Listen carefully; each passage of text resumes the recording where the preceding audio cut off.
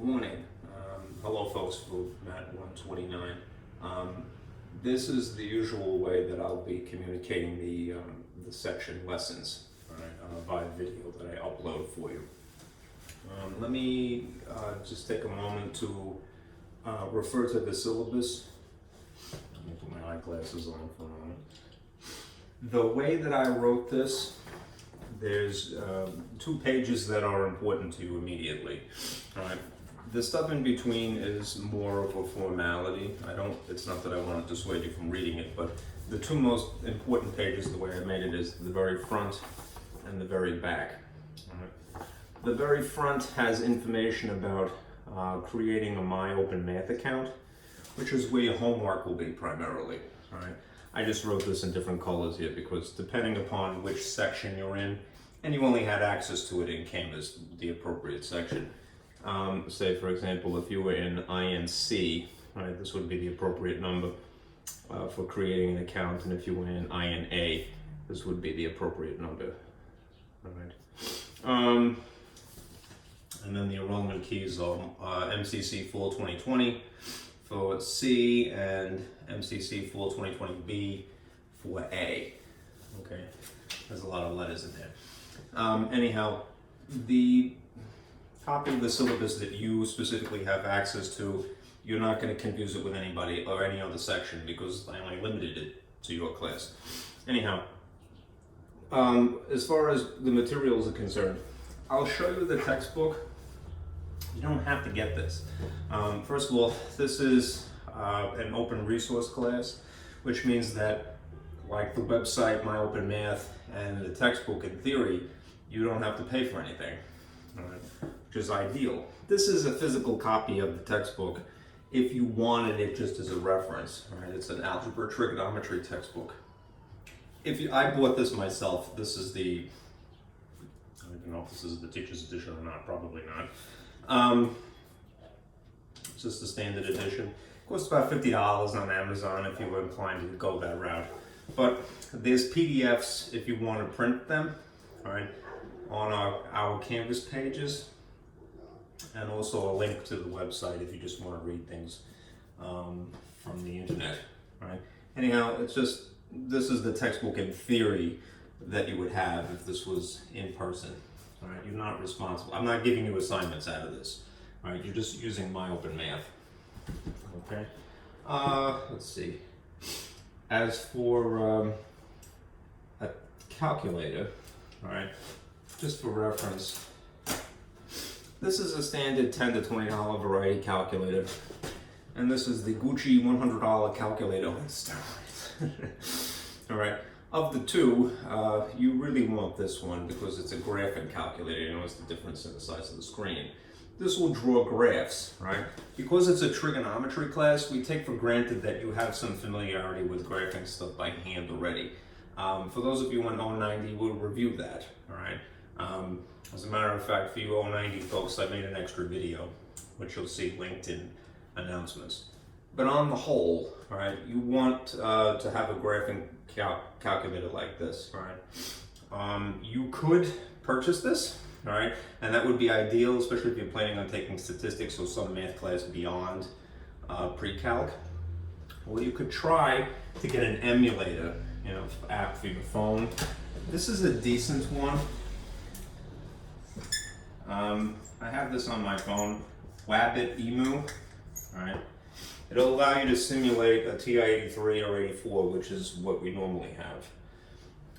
Mine's the silver edition, but it doesn't have to be. A TI-84 or 83 plus, in theory, is sufficient for this class trigonometry, and probably statistics as well. Anyhow, this is a decent emulator. I can vouch for having an Android phone, and this works on Android. There's probably one for an iPhone as well. But it's pretty good. That would also be free in theory. Okay. Anyhow, you do want a graphing calculator of some sort. The only downside to the emulators is that they're not perfect. So you get what you pay for it. If you didn't pay for something, sometimes it's rolling the dice and see what you get. All right. Anyhow, do get something to use. All right. All right. last thing. All right. As far as, well, second to last thing. As far as grades are concerned, here's the regular scale that we have. The most important part of this class is the homework. Right? You can see that this is the largest portion of the pie chart here. All right, 50% of your grade will be from the homework. So if you're going to throw your energy into anything, do that. Which to me makes more sense anyway, because where does real learning occur? All right, in a math class, when you finally sit down and you work the problems. All right, so don't skimp on that. Okay. As for the test, if I figure out a way to deliver a test to you remotely that is legitimately proctored, then I'll give it to you that way. Otherwise, I may just end up giving it to you and letting you have it. All right, we'll see. All right, I'm not making any promises. But right now, just focus on your homework. All right, that is the most important thing, really. All right, that's where real learning occurs. All right. Here is the calendar. I mean, this is an overview. What you'll see here is, oh, and incidentally, I want to try to make it Tuesdays, Thursdays. I teach a class on Monday, Wednesday. The reason being that the videos that I upload, they take all day to upload them. So I can't really have one on the other on the same day. So for our purposes, expect Tuesday, Thursday to be the regular situation, okay? These things highlighted in green section numbers, that would have been the topics as they are outlined in the textbook. But anyhow, if you flip through the syllabus again, if you're curious what the topics are called, is this page that tells you section 2122 is about the distance formula and so forth. Okay, that's what I have to do today. Section 21 and 22, and then we go to October. Ideally, section 25 and 26. Okay. Now, as far as the homework is concerned, I'll remind you when I link the videos in Canvas announcements. I wanted desperately to get it to synchronize with Canvas, but it's not that functional. So what I'm going to end up having to do is probably record your grades in my open math brute force. All right, which means it'll be a little bit slower than if it was automatic. All right, I would have liked it to have been automatic, but just even for my own sake, but it doesn't seem like it's going to work that way. So tentatively, all right, expect that I'll record the homework scores, all right, the week after that they were assigned. So like if this week you have section 2.1 and 2.2 and 2.5 and 2.6, I'll try to record your grades for those things on Tuesday, all right, and Thursday, all right, next week, all right, about a week apart. Okay, so you have that much time. All right. Anyhow, print this if you haven't yet, save it, all right, again, the first page and the back page. I have this posted naturally in the Canvas course page that we have for our sections, all right, but if you ever want to know where we ought to be, all right, this is the schedule. Okay, we're a little bit more concise than usual naturally because it's full 2. So I want to say it's 10 weeks as opposed to maybe 14 or 15, whatever it is normally. All right? Okay. Let me put that aside. The other thing you could expect regularly are packets. All right? I make handouts to give you as a reference that you could use while you're doing your homework. All right, and the packet that I have for you today looks like this. All right, this is the top sheet. It's a coordinate plane already aligned with the axes drawn, so you don't have to keep doing that yourself. Do attempt to do things. I know that your homework is online. Nonetheless, do attempt to do your calculations by hand because even the motor skill process, all right, will help you learn the material, right? Don't just try to do things in your head. Whatever someone told you a long time ago, you have to do everything in your head, that's baloney, all right? No serious math person does that, all right? You want to communicate your thoughts, and how does anyone read your mind but if you write it, you know? So that's the first page. You can print out multiple copies of the graph paper if you need it. This is an overview of methods of graphing, all right? I'm gonna sort of briefly touch upon this as we go through the class. Again, you people who are in the A section of this class and in 090, right? The video that, this is the additional video I have for you. I go into this more in depth, right? And you'll have access to that, I promise. Okay? Here is also an overview of different incarnations of a line equation, right?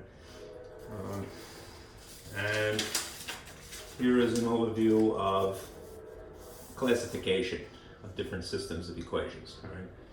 It's a lot of overkill, right? And I wouldn't expect you to absorb this all at once. But have this packet as a reference, and I promise you that as it comes up in the course of conversation, I'll discuss it, intently, all right? This will be available for you. That's a regular thing too, right? It will always be a packet of some sort, all right? Do try to print that along with the syllabus. All right. Oh, just as a recommendation, if you're doing your assignments online, get a notebook. All right? I'm not going to collect that, obviously. All right, I can't. I'm just going to mail it to me physically. But just to keep a place where you do your work. All right. Again, don't try to just do things in your head. All right. This is bad advice anyone may have given you. Write your thoughts. All right.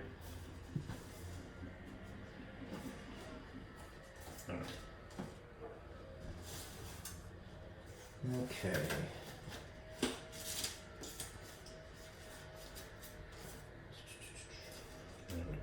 I have to bend over, unfortunately.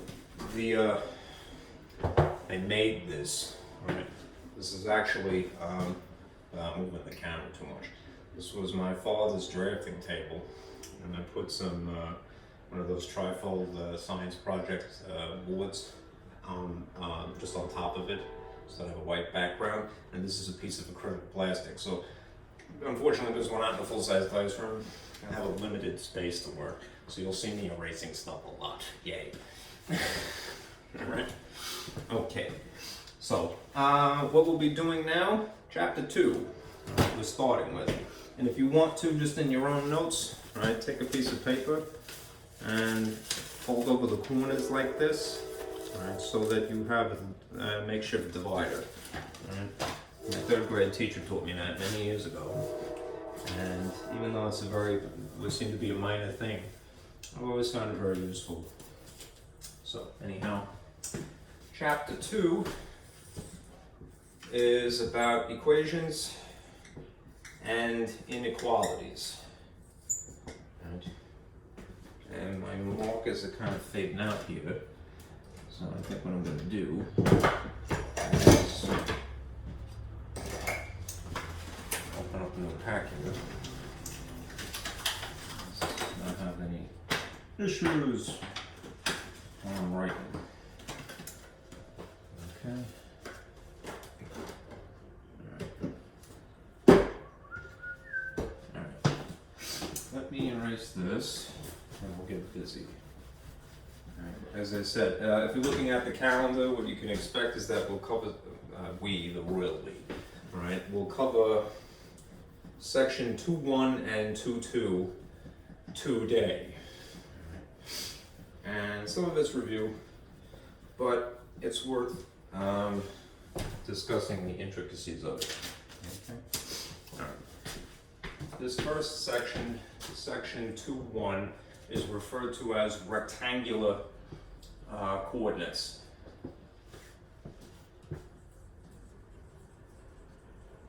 Okay, now just to kind of give you an idea where in math world this exists, think about it this way.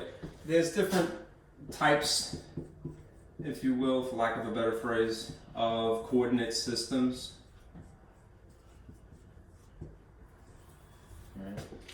The most basic and perhaps the most useful, arguably, is the one that we're discussing now, which is the Cartesian coordinate system.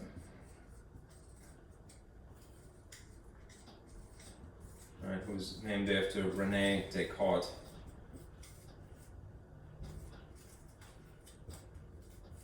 Okay.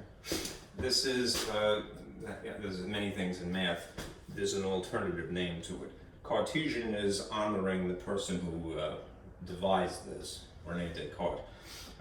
but it is referred to else as a rectangular system.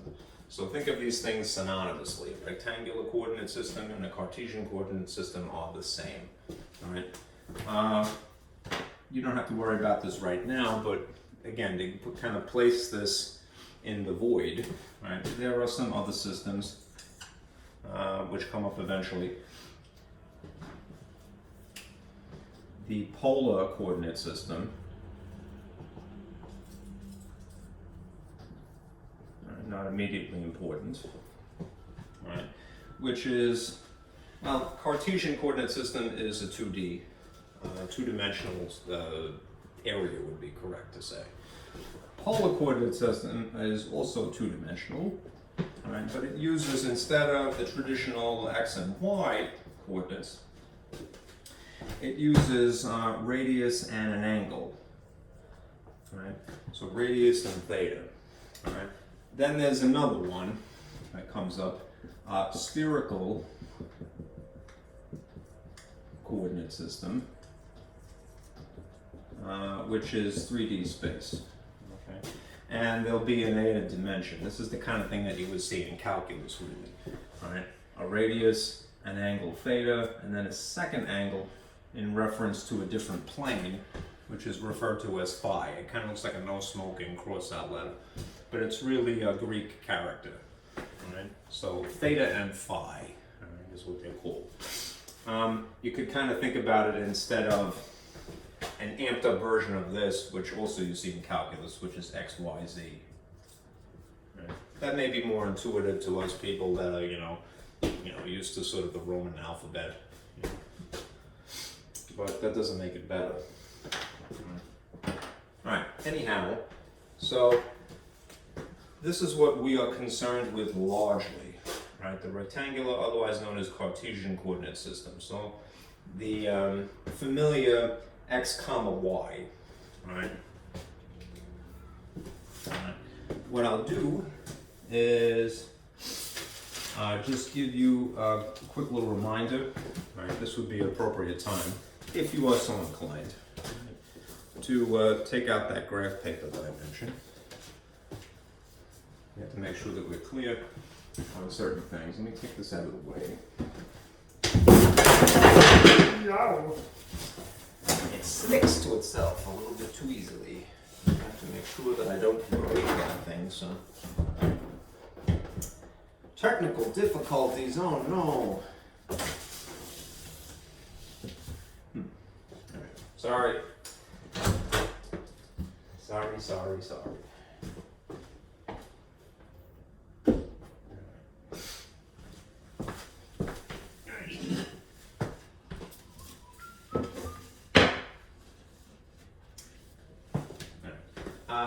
What did I intend to do? Well, I have another board.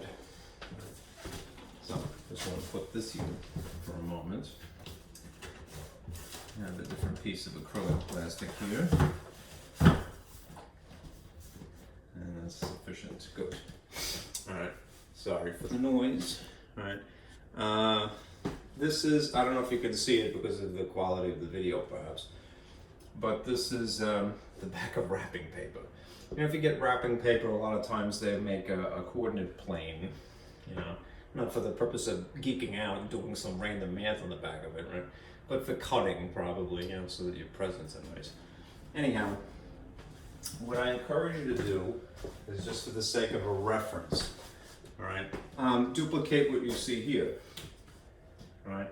Let's try to draw a nice, obvious horizontal line like this, a little bit straighter than me perhaps, and then an intersecting perfectly vertical line on the grid lines like so.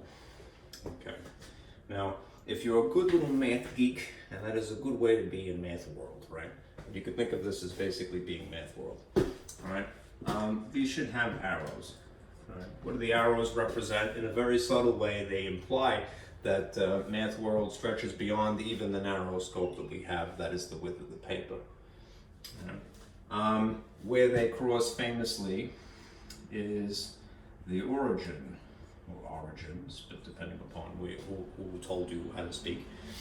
The origin is the location of neither left nor right, so 0, and neither up nor down, so second 0. All right. This is,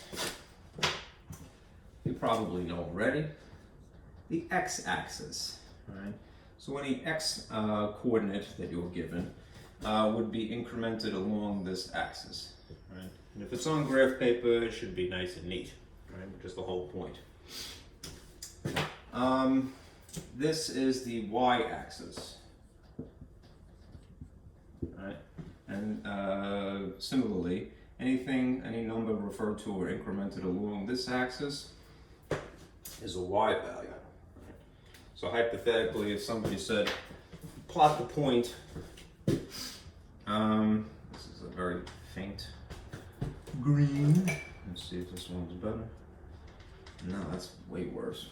All right. They dry out so easily.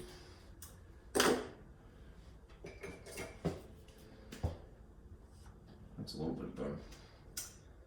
I'm gonna let this do some time here in the cup. That's much better.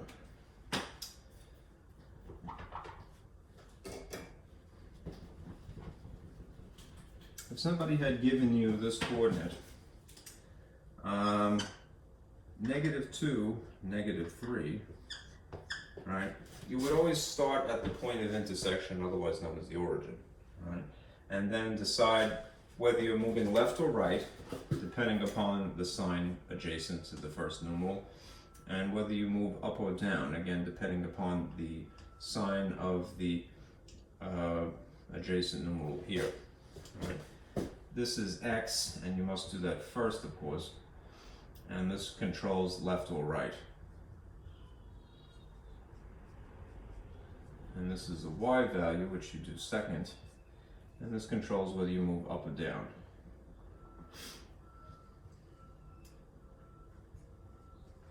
Okay, in respect of the origin, naturally. So, if you have a negative in relation to the origin, you would go over 2 spaces this way along the grid lines. Resist the temptation to make a mark until after you've adjusted for 3, and then decide whether you're going to go up or down. So if it's -3, it's down. 1, 2, 3. You would have a dot that would be here. Okay. -2, -3. Incidentally, and this will be the last thing to belabor the point, right? Because this comes from, I wouldn't say the Middle Ages, but like the 1600s. I forget when Descartes lived exactly. He's a French philosopher. 1596 to 1650. All right, the Renaissance, or the end of the Renaissance, or just after it. All right, the Europeans, and he was French, right, were still using the Roman numerals. Right, so even though we have the standard Arabic numerals, Hindu Arabic numerals, 1, 2, 3, 4, this way and this way, right? The areas that are divided up by the axes are labeled according to Roman numerals still, right? And this would be referred to as quadrant 1. And then you read counterclockwise. So if that's 1, this is 2, and this is 3, and this is 4. Okay. Math world, behold the beauty, behold the wonder. All right. Anyhow, in terms of x and y coordinates, ordered pairs, incidentally, is what they're really appropriately referred to as. Ordered pairs, as they are 2. All right. The x values and the y values, both in quadrant 1, are positive. Right. The x and y values in quadrant 2 are negative for the x and positive for the y. And 3, they're both negative. And in 4, the x is positive and the y is negative. Okay.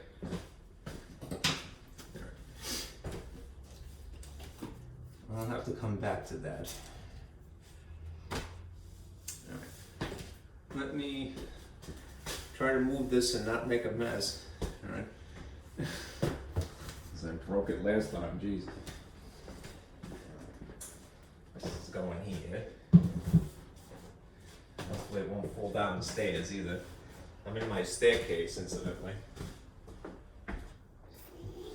Or I should say, I'm on the landing of my staircase outside my apartment. Okay, let me erase this and then move on.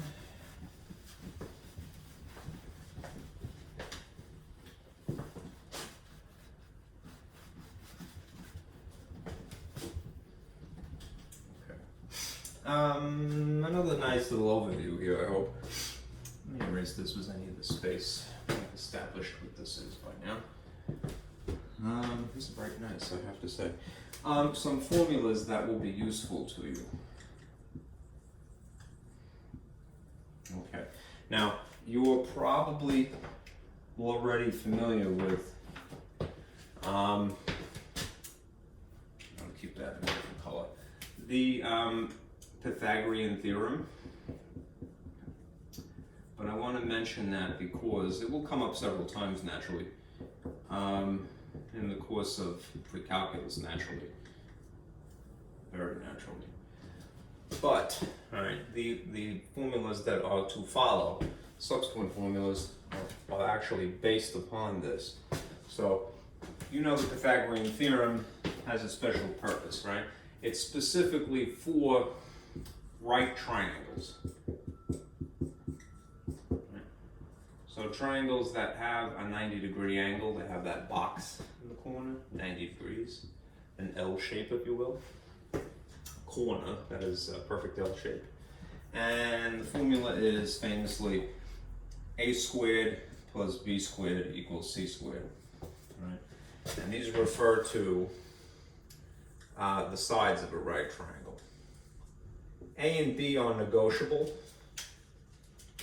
Meaning whatever the number is here and here, it doesn't matter if you call it A or B. One could be swapped with the other. The only thing that is non-negotiable is the C value, right? Which is always across from the box, right? This is C, otherwise known as the hypotenuse. Fancy way of saying the longest side, right? Longest. Always across from the box, right? So, my logic is this: if this is B as in bottom, then make this A as in altitude. You know, kind of makes it work, right? Anyhow, it's two things being squared and added that equal a third side, the hypotenuse specifically, also squared. What is derived from this is what is more immediately useful to us, known as the distance formula.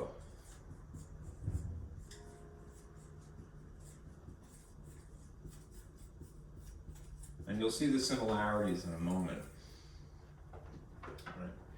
If you can imagine that instead of having a nice actual whole number here and a whole number here, we have a difference of two numbers, right? Specifically taken from x coordinates. And the way that we distinguish one from the other is exponents of, pardon me, not exponents, but subscripts of 2 and 1. They're just labels. Right? If you subtract the x coordinate of two ordered pairs, right, two dots on a piece of paper, that will establish what would ordinarily be just a regular number. Right? And similarly, if you were to take the y coordinates and subtract those, right? And again, I'm just putting these subscripts 2 and 1 here to say this is the second, this is the first. They're not exponents, right? You would establish whatever the number would be here, right? They would still be added, and they would still be squared. But because of the order of operations, you would have to do the subtraction first, being that they're inside parentheses, then square them, and then add them. Okay. Now simultaneously, instead of calling this C, or even hypotenuse, we'll stick with something a little bit more intuitive. If this is the distance formula, and the point of it would be to hypothetically find the distance between 2 points on a coordinate plane, we might call it D, all right, as opposed to C. So this is D, right? Still equals. And here's the thing, the formula is usually not presented as you see it here, all right? It's taking it one extra step. It's compensating for the fact that this is raised to an exponent of 2, right? Probably by now, but even if you don't feel especially comfortable, let me just elucidate. When you're trying to solve equations, the gist of it is that you perform opposite operations. So if you wanted to reduce this to just the letter D, for the sake of just getting a distance between 2 points on a coordinate plane, right, you would have to take the opposite, or perform the opposite operation of squaring, right, which is namely what? Square root. Right? That would cancel this. In the same way that to perform division cancels multiplication, and to perform subtraction cancels addition, squaring and square rooting are essentially opposites, so they cancel. Right? And that would leave you with this, just to make it a little bit neater. D is in distance is equal to the square root of the difference in x's squared plus the difference in y's squared. Okay. Again, it comes from the Pythagorean theorem, right? The only difference is that you'd basically just be paying attention to the diagonal right here, which is ordinarily referred to as a hypotenuse, and it's usually part of a right triangle. Right? This is something that if you wanted to, you could draw a right triangle here, but it's not necessary. Right? The formula is already rigged to compensate for the fact that you just want to calculate the distance from here to here, right? Using coordinates as opposed to using regular numbers.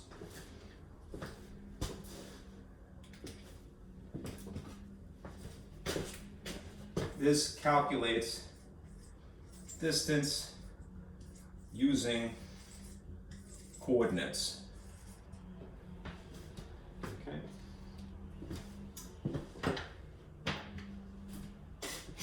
Okay. There is simultaneously another formula that would be useful, which I'm going to put adjacent here. I'm sorry for the mess. Something known as the midpoint formula.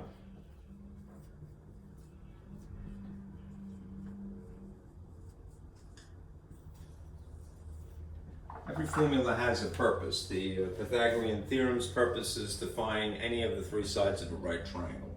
The distance formula calculates the distance using coordinates, specifically between 2 points. The midpoint formula finds the coordinates of the exact middle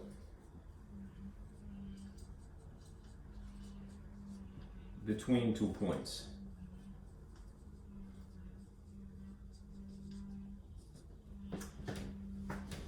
And this is it. If it produces, I have a math gnat here, go buddy. If the whole point of it is to produce coordinates, then what you could expect is that the formula looks very much like coordinates. So you'll see gigantic parentheses and a comma. I'll make sure that that's in the frame here. And the abbreviation is not really agreed upon. I've seen different things in different textbooks, but let's just call it MP. Right? To calculate the x coordinate, that is the middle of some line based upon its endpoints, you would in this case add 2 x's and then divide by the number of x's. You're more or less taking an average. So you would divide by 2. Right? And then similarly, you would add the y's and then divide by 2 to get the half of them.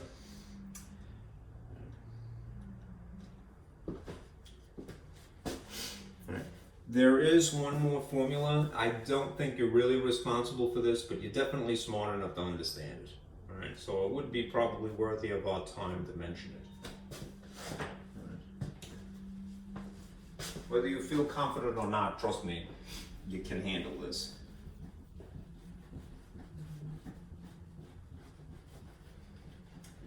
The distance formula can be taken one step further.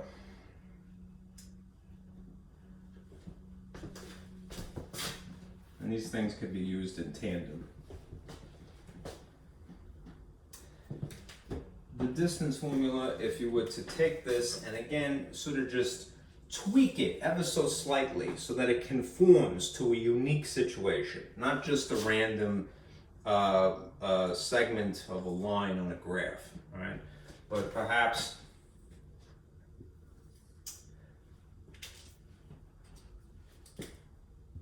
some points connected that ends up being part of a circle. If you say that the distance between 2 points connected on a graph are not just a distance in general, but specifically a radius, then what you could do to alter the distance formula is change the label here. This would be officially the equation of a circle. All right. And instead of D, because that's what this would normally be, D, we'll call it R. All right. It still would be dependent upon the exact same conditions. Right? It would be dependent upon the coordinate here and the coordinate here. So the rest of it would be almost identical. Whereas generally we have x to the second x minus the first x squared plus the second y minus the first y squared. What we'll do in our modified equation of a circle form, or shall we say the equation of a circle incarnation of the distance formula, is we'll change this much. We're going to keep some features, all of these, and change certain other features. So what will be the same is we need an x and we need a y. So we're going to keep one of each. But we're going to drop the subscripts. Reason being, these are never going to be substituted for a number. Right? In this formula, they're always going to be there. Sort of like if you're familiar with y equals mx plus b, the equation of a line. There's an x that is always there, there's a y that is always there, and you don't put a number in place of it, you keep it. All right. Well, in this incarnation of the distance formula, there's an x and a y that remain. What does change is this. There'll be a number that sits here in place of one of the x's, and there'll be a number that sits here in place of one of the y's. Right? Why they're called h and k, I can't say. Right? I can only hazard a guess. All right. Again, math is a world effort. You know. So the contributors to math come from India, from the Middle East, all right, from Asia, all right, and from the European countries, and more recently from the United States and South America. So perhaps in some language, one of the contributors to this, an alternative way of referring to x is h. I don't know. I think of course hash, all right, but that's kind of stretching it too much. Right. Anyhow. The x's, the x and the y that you see here never change. No, do not fill them in with a number. Right. What these represent are basically this coordinate, right? The center of the circle. Okay? And all of this comes from what? It comes from the Pythagorean theorem. Right? Right? which was a contribution by, I would say, Pythagoras, who's Greek, I believe. All right, you know, probably at least 2,000 years ago. All right, even before algebra became the norm. All right. Anyhow, isn't that kind of cool? I stand back in awe of that, really. You know, well, from a triangle formula.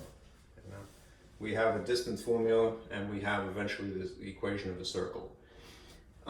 If anybody asks you, right, there is another version of this which is called the standard form of the equation of a circle. The only difference would be this, that somebody removed the square root. So just for, you know, an alternative, the standard form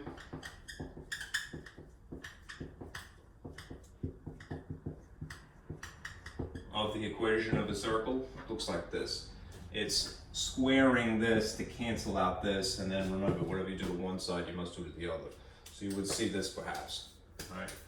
R squared is equal to x minus h squared plus y minus k squared. It's just exposed, it's ripping the roof off the house, if you will. Okay, getting rid of the square root symbol. All right? That's just in case anybody asks you to put it in standard form. Okay? All right. Those are any formulas that you would need for section 2.1. Let me give you a couple of examples, and then we'll move on. Okay, to section 2.2. We're at 40 minutes now. Right. I'm going to erase this now.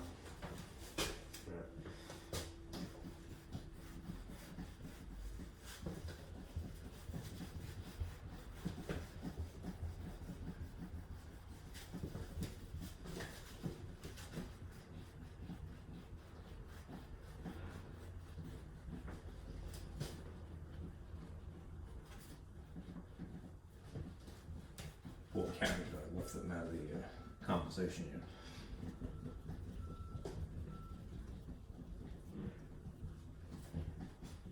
Okay.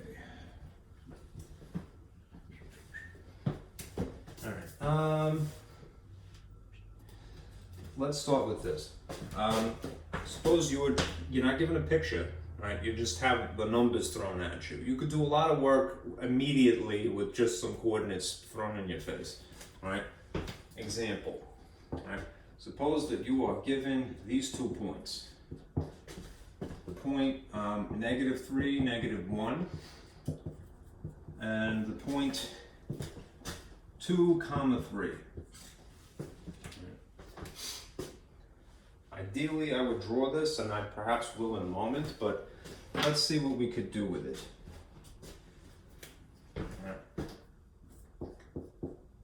Let's practice graphing or plotting.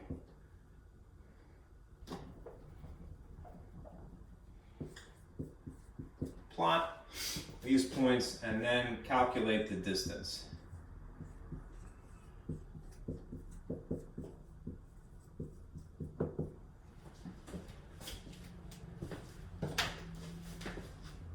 I'm going to move this and put back my other board. Geez, I wish I would stop doing that. It's a very humid day, so it's kind of fighting me a little bit. You're holding the special effects. Cheesy, right?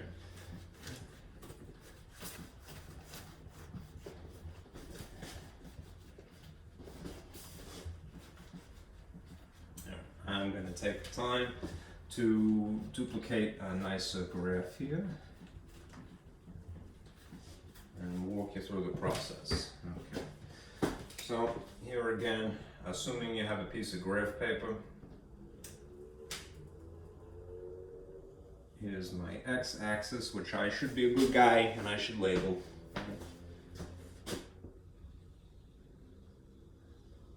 Trying to draw that as straight as possible. This is my y-axis, and here's the origin. All right, and the points that I'm plotting -3, -1. Probably should have done this to begin with. And 2, 3. Okay. So, from the origin, -3 is to the left, so 1, 2, 3. Resist the temptation to make a mark until after you've moved the amount y. Down here is -1. If I do 2, 3, back at the origin, over 2, 1, 2, and then up 3. 1, 2, 3. And then I'll connect the lines. And just to be a good little twit, I'm going to encourage you to get a ruler.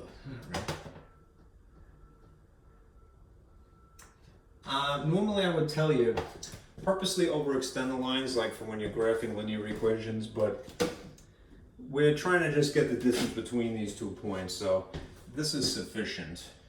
Wish it was a bit darker. Alright? Now, notice something. This is a diagonal line. Right? And because it's a diagonal line, it's not riding on the grid lines. So even though you took the time to graph it, you can't really get away with just simply counting the boxes. You could kind of get a vague idea of what the number ought to be in terms of the distance from here to here. But it's never going to be perfect due to the nature of it being diagonal. So that's why we have the formula, right?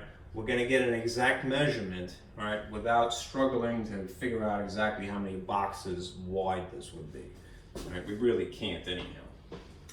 So I'm going to put the distance formula here.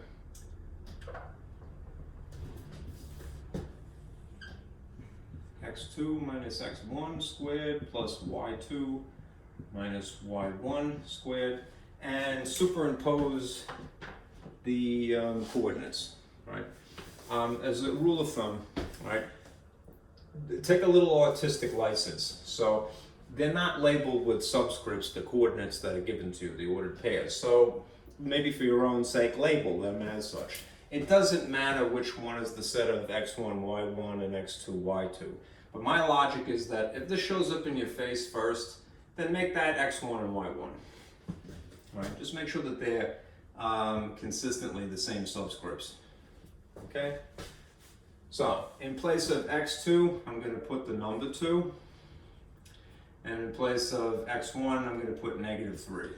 Be careful because there's a minus in the formula, and there's just coincidentally a negative in this numeral. For the y's, it's 3, and then -1 again. Right?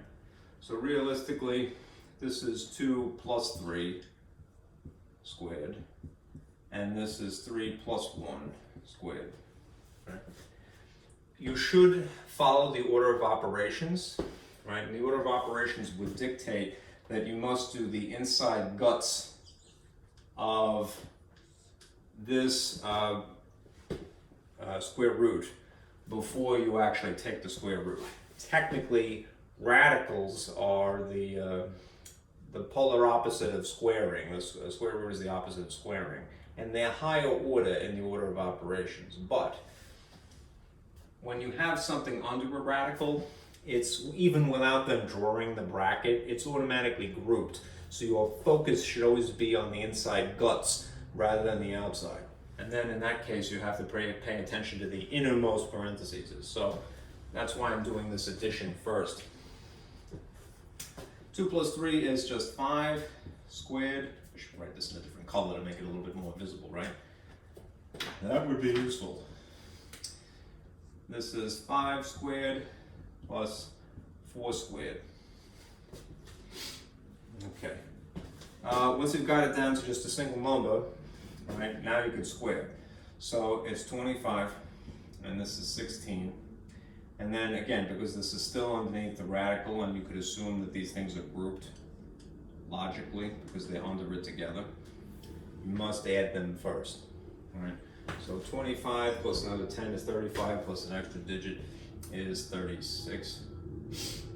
No, I'm doing this with 41 rather, I'm sorry. So this is 41 sitting underneath the radical. the distance from here to here is the square root of 41. Now granted, that's not very satisfying, right? Because we have been taught our whole lives that the decimal equivalent is better, right? And I'm with you on that. I don't want to corrupt you too much. If you took your calculator, right, and certainly, entered the square root of 41, right, you would see that it is 6.4 approximately, right? Let's see if that makes sense, all right? Well, the hypotenuse of this imaginary right triangle is what it really would have to be longer than any other side. So if the bottom, which looks fairly long, is 1, 2, 3, 4, 5, it would have to be something bigger than that, right? And 6.4 is certainly larger than 5, so it's probably correct, right? Anyhow, even though it's not very satisfying, admittedly, to leave something in radical form, square root of 41, it's actually superior to having the decimal. Even though the decimal gives us a warm fuzzy feeling of familiar, it's not correct, right? Yeah, I know it came from a calculator, right? We're taught to, bow down before the awesome might of Texas Instruments, right? But, right, this is an approximate. It can only tell you the amount up to the very edge of its screen, right? Whereas square root of 41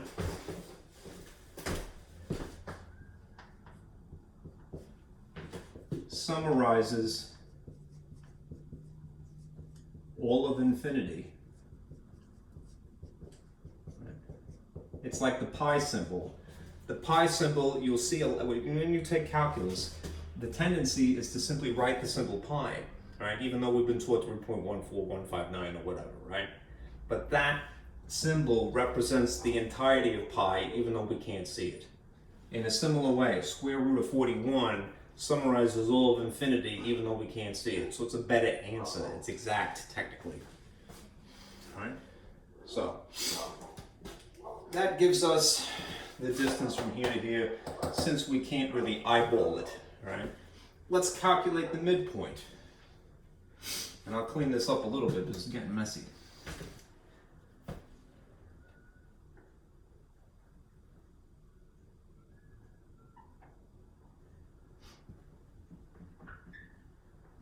If we wanted to figure out the midpoint, and you could kind of guess that it would be somewhere here, right? Midpoint. If we wanted to find the exact location of it, we could use the midpoint formula.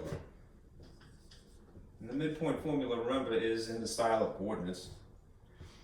So it's x is added and then divided by 2. And y is added and then divided by 2. And you'll use the exact same coordinates, you're just in this case doing addition and division by 2.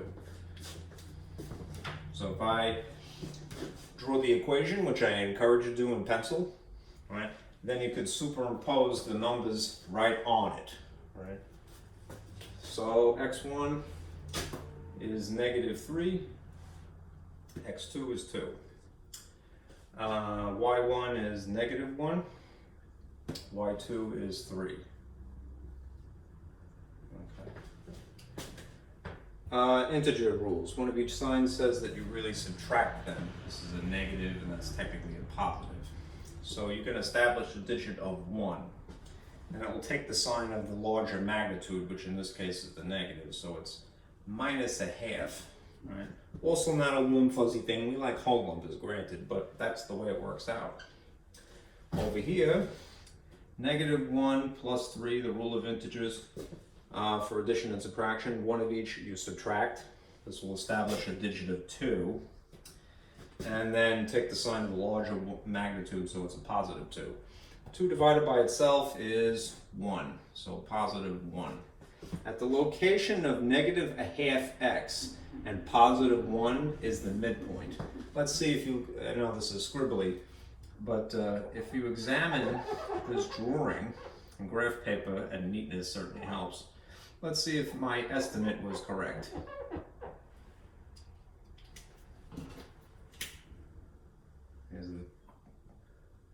lines here. From the origin,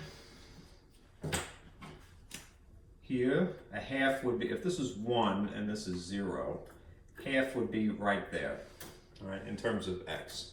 And then up +1 would leave you right on the green line, so that is a good guess. All right, that's the middle. All right. Now, just for argument's sake, if somebody asked you to write the equation of a circle, there's no circle here, but if I clean this up a little bit, right, we can imagine what it would be like if there was a circle. So let me get rid of some of this superfluous information here.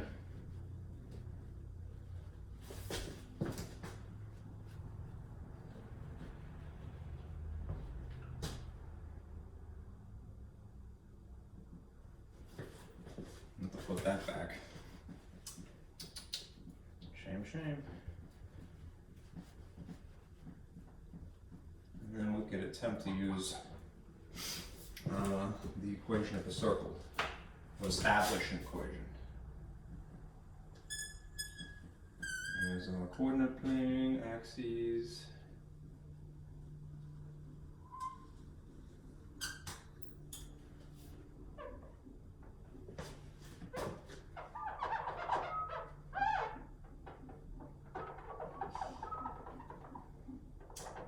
Start from scratch. Being too twitty now. Okay. Well, -3, -1 is this dot here. 2 and 3 is still there, and this is the line that connects them. We established that's the midpoint. All right. Anyhow, if we want to pretend for a moment that this is part of a much larger circle, this distance, instead of calling it d for distance, we might call it r for radius. Right.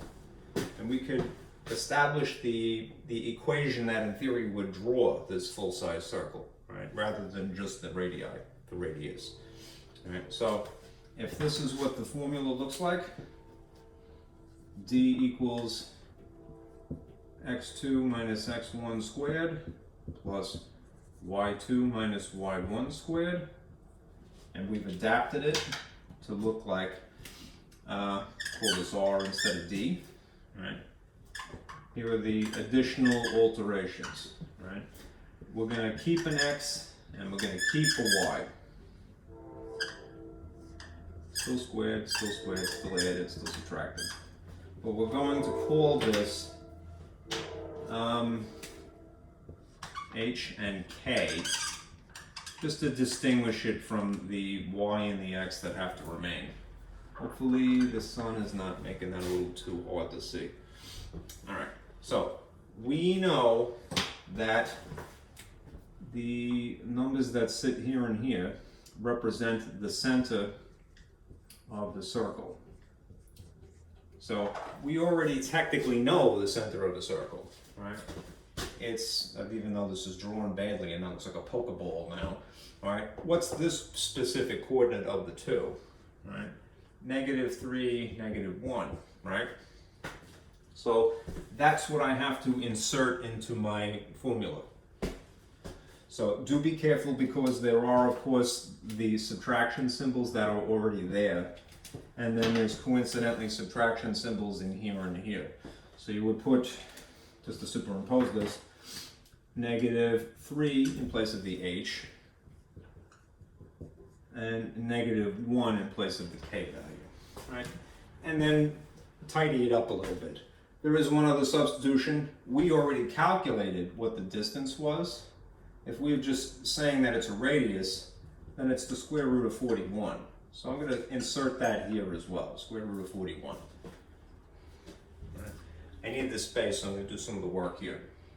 I have the square root of 41 now, to write it more cleanly, is equal to the square root of x minus 3, double negative, is a what? Positive, squared plus y, and then a second double negative, which is plus 1 squared. Okay. That's technically correct, right? But it's not in standard form, so we'll go the whole 9 yards, right? If we put this in standard form, we're going one extra step. We're trying to get rid of the square roots if we can help it. How do you do that, right? Opposite operations induce a cancellation effect. So if you want to eliminate a square root here, square the whole thing, and just realize that in order to get away with this, you can get away with murder in math as long as you're consistent, do it to both sides, which coincidentally happens to have a square root anyway. So this essentially cancels this, and this cancels this, and then you end up with 41 is equal to x plus 3 squared plus y plus 1 squared. This is the standard form of the equation of a circle. I don't think that you're going to see this in the homework, online at least. I might have taken it from the textbook. But you certainly can handle it. It's just basically changing the labels and substituting stuff. In other words, you're sticking something in place of the letter. Okay? So it's kind of elegant, right?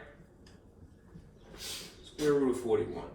This unique equation draws this specific circle. This circle centered here with this radius would make it this large. Okay? All right. Okay, that looks good.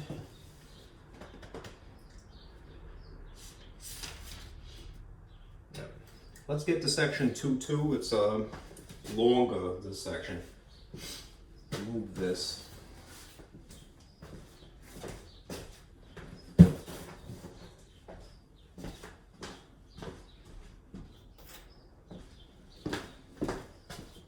Should get another piece of acrylic.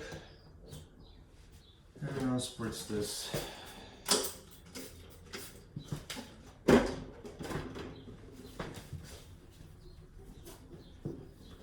I'll start from scratch.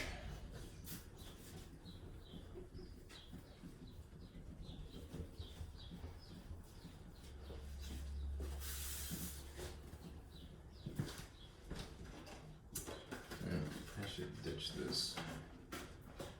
Pardon me for a second, I'm going to throw something out.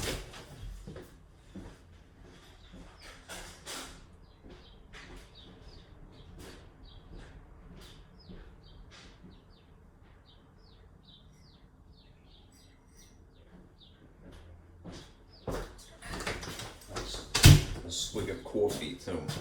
Alright. Okay. This will be notes for section 2.2. This is called linear equations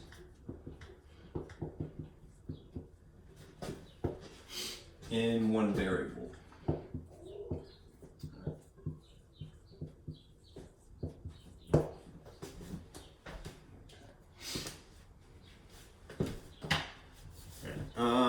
Some diagrams just to summarize.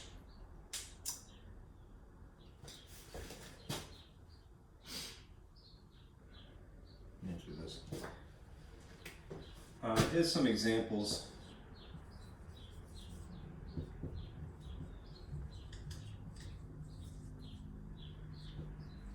Of equations in one variable. If something is linear, what you should get in the habit of looking for is basically the exponent, and in 9 times out of 10 it's the exponent of the letter x. Right. Here's a model.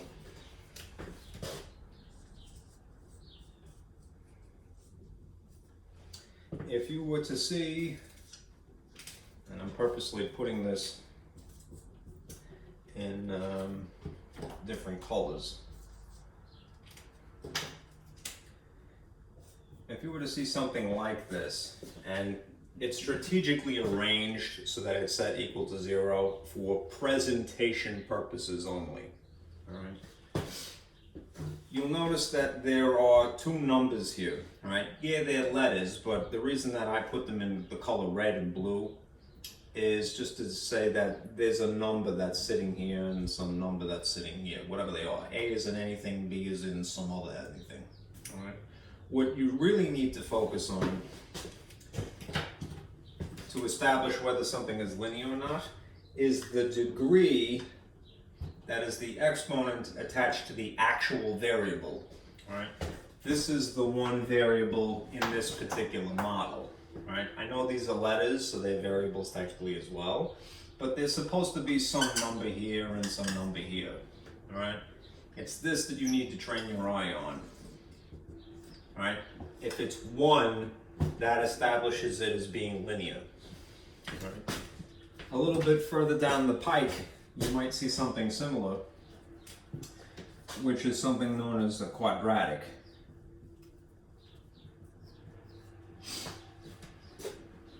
Equation.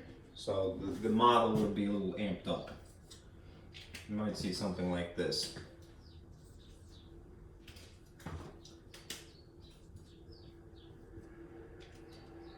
And I'm just gonna not try too hard here. Let's see. To distinguish it from something linear, the telltale sign that it's something other than linear, again, you just get used to looking at the degree, is that the highest exponent would be 2, right? Degree 2 versus degree 1, okay? Our obsession for the immediate future is just the things that are linear, right? So we won't have to worry about performing opposite operations or factoring or anything like that until maybe section 2.5 or 2.6. All right, section 2.2 is just strictly linear stuff. Okay.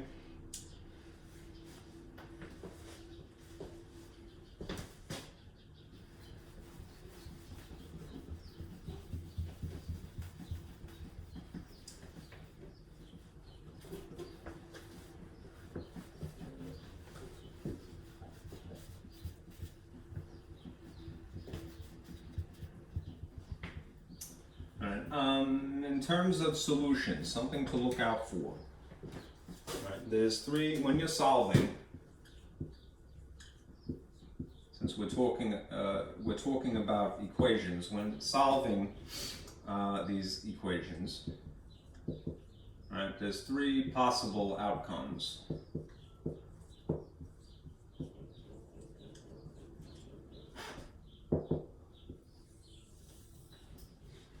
Which I'm mentioning only because a lot of times a person will automatically fault themselves for something that's not really their fault. Right? I think we've all been sort of beaten down, unfortunately. We've had negative experiences in our lives, especially in math class, right? Where you have some mean jerk who goes like, how could you possibly, oh, the math gods are displeased with you, and they make you feel bad, and then you throw the book up in the air and you go, I'm getting the hell out of here. All right, and you blame yourself forevermore for things that are not your fault. So, best to be clear about things that are not your fault. Right? The normal situation, that is what we are trained to look for, is this end result. Normal, quotation marks, where there is basically, when it's solved, a letter set equal to a number. Like for example, x equals 5.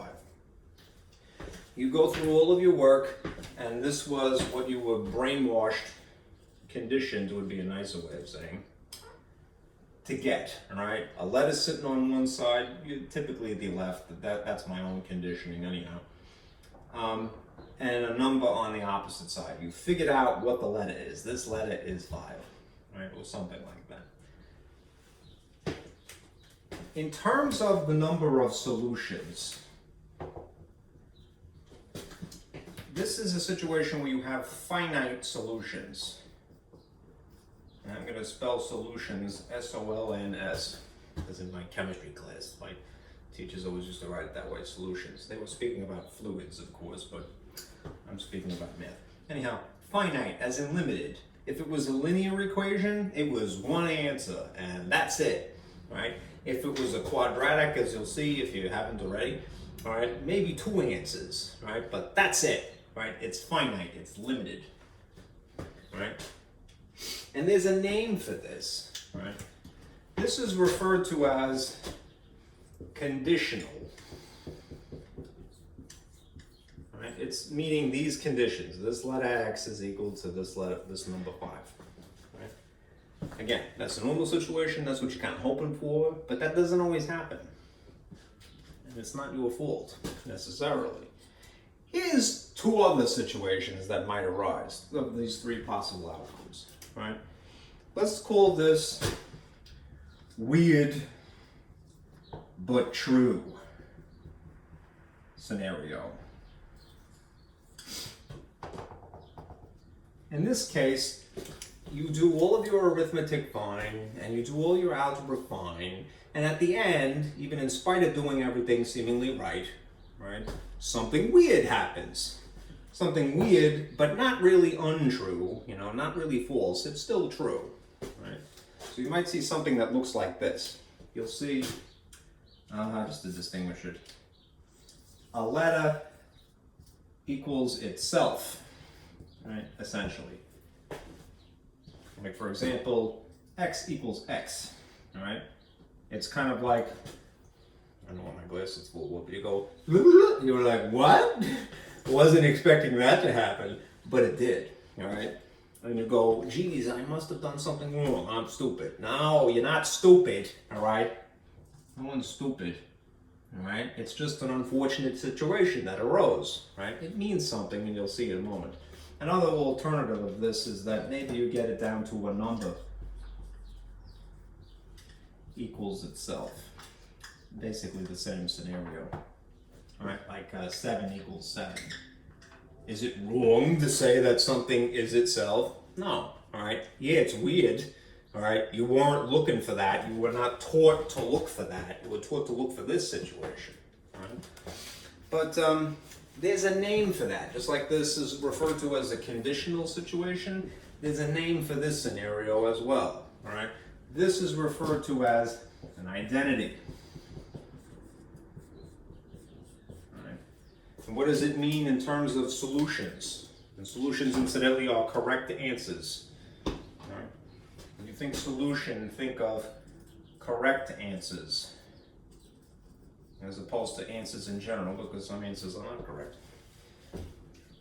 This has infinite solutions. A lot of times the way that they summarize that is they'll draw this sort of Gatsby-esque style R. Right? I mean by that I mean like a 1920s font, if you will, fancy. Which stands for all real solutions, all right? All real numbers. Incidentally, even though this is perfectly intuitive, letter equals number, a slightly fancier way of presenting the answer is to put it in fancy braces. So you might see something like they'll put the number 5 inside braces. And similarly, this would be inside braces. Okay?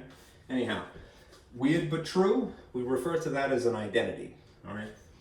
More or less the normal situation, letter equals number, that's referred to as conditional. There's one more scenario. This is weird but false. And here comes the train. I live in South Amboy, so you can hear the train all the time. In terms of how it looks, right? Again, you go through all of your work. You've done your arithmetic perfectly, your algebra flawlessly, and then at the end, something weird happens, and you automatically reproach yourself. That's really what I'm trying to wean you out of, or break you from the habit. You don't have to automatically blame yourself for everything, all right? Sometimes it could be the situation arose, all right? Well, how does it look? It looks like this. A number equals some different number, right? Which is, to be perfectly blunt, not true, and they usually put the no smoking cross out through the equals. Say, for example, something like this. 2 equals -9, right? Is that true? No, it's false, right? And again, you might automatically blame yourself and go, geez, I'm stupid, I must have done something wrong. No, all right? In spite of any brainwashing and mean people in your life, all right? Not really, all right? It's just that it's this situation. Sometimes in math, there's sometimes one answer, sometimes there's infinite answers, right? In this situation, if this is the way it works out and you haven't done poor arithmetic or poor algebra in the process, in terms of the number of solutions, it simply means that there is no solution.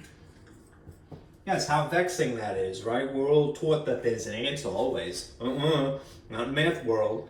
Sometimes there's no solution, and it's not your fault, right? There's, once again, a name for that. All right, what do you call this? You call this exactly what it is. A contradiction. Okay? Contradiction, an identity, or a conditional. Okay? And if you wanted to get really fancy in terms of, again, presentation of the solutions, presentations of the correct answers, what they'll do is they'll draw an empty set, is what you would call fancy braces. Well, they'll draw this no smoking sign, which is called null, right? Empty set, or they put the null symbol. Don't put the null symbol in the braces, all right? You're not going to math hell for that, but I mean, but that, it kind of looks like 0 is an answer, and 0 is sometimes an answer. It's not 0. That's why they purposely overextend this, right? But nonetheless, don't park it in here. It doesn't belong there. Okay. So that's a summary of, while you're doing your work, what to look out for. Again, yes, we want this to be the situation, right? The usual conditioning we want to have happen. But these two things sometimes arise. Weird but true, or weird but false. Okay.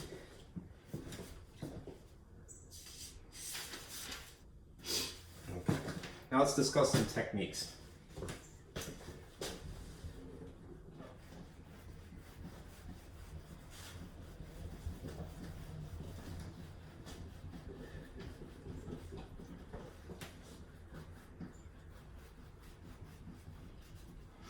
If it gets too dark, I'll put the overhead light on. It's kind of nice though in a weird way. It's very gray today. Okay. How to solve. Right.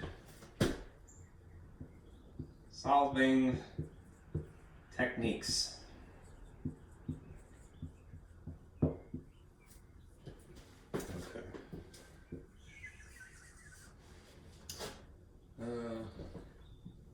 Does that help? I suppose it does, but it's a little oppressive too. I hope you'll forgive me. If it gets hard to see, I promise, and I can kind of tell I'm looking at a camera screen if it's invisible. All right. We have some basic techniques, and then we have on when it's necessary more sophisticated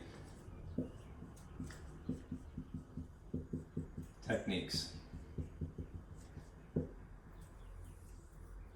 The most basic techniques, the fundamental techniques, will always occur, right? No matter how complicated your problem. But the more sophisticated techniques only happen in certain situations. You may not even need to worry about them, right? Let's firmly establish these, right? A couple of things to bear in mind, right? Some terminology is good to get out of the way, all right? What is an equation? An equation is something that has an equals in it. What is wrapped around it is an expression on one side and then some other expressions, or perhaps one on the opposite side. Right? Let me write that a little bit more clearly. expression. And then it's another one. The whole kit and caboodle, including this in-betweener here, is an equation. Right? Basically, expressions are the building block, all right? And the equation is the house, right? And it's good to firmly establish that because they do follow different sets of rules, right? If you are simplifying expressions, then you just pretty much do what you've been taught. When you see a plus sign, you go, I'm going to add, right? When you're solving equations, you do the opposite of that, right? Which is another reason why it drives people nuts, right? Here is a preliminary step you should take, all right? Do this always first, or at least check, right? Simplify expressions, right? If it's possible. Sometimes it's not possible, but do so independently. I have to check my spelling here, of each other. In other words, before you attempt to start merging the opposite sides of equals, which will be the process of solving, incidentally, just stick with the left and clean it up, right? Just stick with the right and clean it up. Simplify. You simplify expressions, you solve equations. They have different rules. They involve different steps, right? How do you simplify? Well, usually what that entails is this, all right? You employ arithmetic.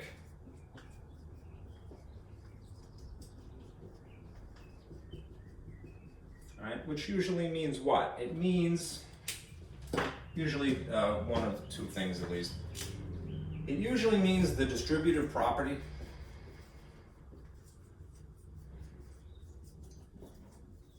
which is basically multiplication.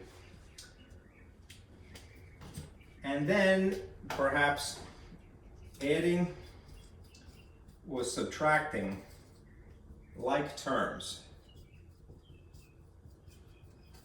Remember, there's some criteria there. If you have like terms, they have to be the same letter, but they also have to be the same degree. So if you had 2x and 3x, you can merge them into 5x if you're adding them at least. All right? Okay. Once you get that out of the way, all right, and you have something that basically looks like this. I'm going to draw sort of the eye. The all-seeing eye of man. If you get something that looks like this, letter plus or minus number equals, it could be the exact same thing, but even more ideal would be this number. Now you're ready to do algebra, right? If it's no more complicated than a letter plus or minus a number on one side or the other, all right? You're good to go in terms of algebra. What does it take to perform algebra? Algebra is 2 steps, right? It's number 1, do opposite operations,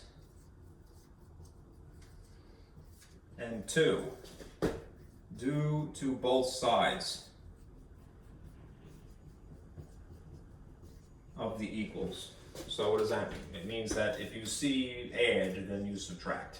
If you see multiply, then you divide. All right. What makes it legal? And I don't know if this is out of the frame here. But I should put off the light now. What makes it legal is that you do whatever you've done to the left side of an equation, you do the exact same thing to the right side of the equation. I am fond of saying this, and I will say it until I die probably. You can get away with murder. Sound like I'm selling cars, right? You could drive home in a brand new Kia, right? You could get away with murder in math world, all right? If whatever you've decided to do to the left side of an equation, you do the exact same thing to the right side. It doesn't matter what it is. You want to just throw a 3 in there? Go ahead, do it on the opposite side. Everything is balanced, all right? It's a technique, all right? Algebra is a balancing technique. It's very zen, all right? Okay, that's a gist of what you do when you're solving equations. You try to simplify the expressions independently of each other first.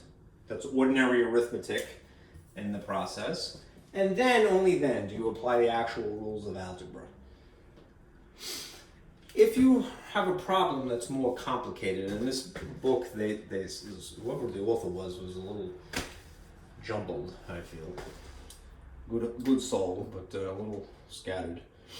If you have something more complicated, like for example, a rational equation. A rational equation is something that basically looks like this, where you have a letter in a denominator, as opposed to a letter on the usual tier, like, it's x equals. It's a denominator as opposed to technically a numerator. Right? There's a little extra more sophisticated work that you have to do. You're still going to do this at some point, right? But you might try this method. You would basically attempt to write an equivalent equation. What does that mean? It means it's going to basically look different, but has the same relationships.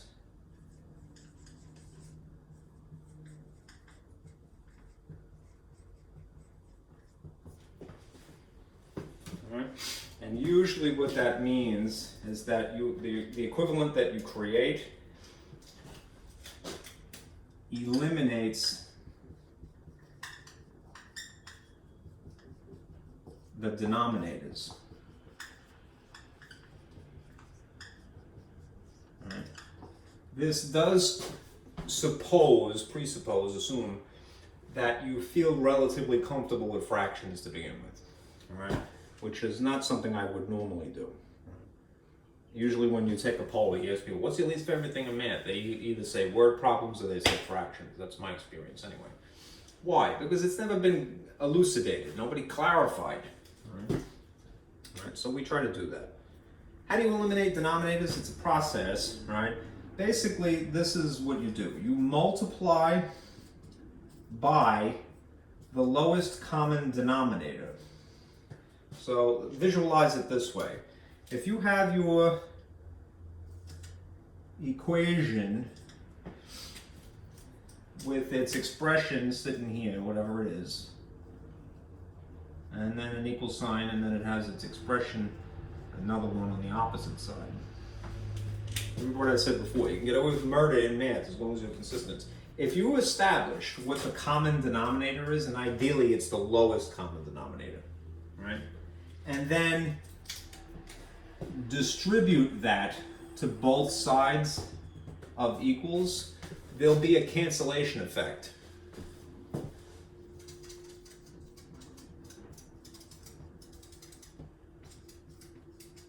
Right? In which case you will knock out the denominators and you'll just be left with something that's more linear looking. Right? It's technically linear to begin with if you could get it to be exponent of 1. Right? But it will be, everything will be on the sort of the top tier without the denominators. Okay? The hard part of doing this is probably establishing what the LCD is. Your calculator actually can tell you, right? But in the case of, for the numbers anyhow, but for the algebraic expressions, the letters, right? There's some rules that you really do need to know, right? All right. I'll add one other thing here. If you have a problem, this is in addition to all of this stuff. This is the more complicated type. If you have something that looks like a proportion, which is like basically two fractions, one sitting next to the other, the process is to cross multiply.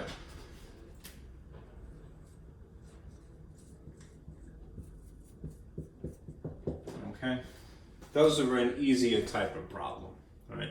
The more complicated type that involves the lowest common denominator is, more steps, right? Incidentally, an LCD is another way of referring to a least common multiple. okay? It just happens to be the least common multiple of the denominators, whatever they are. All right. Let's do some examples here.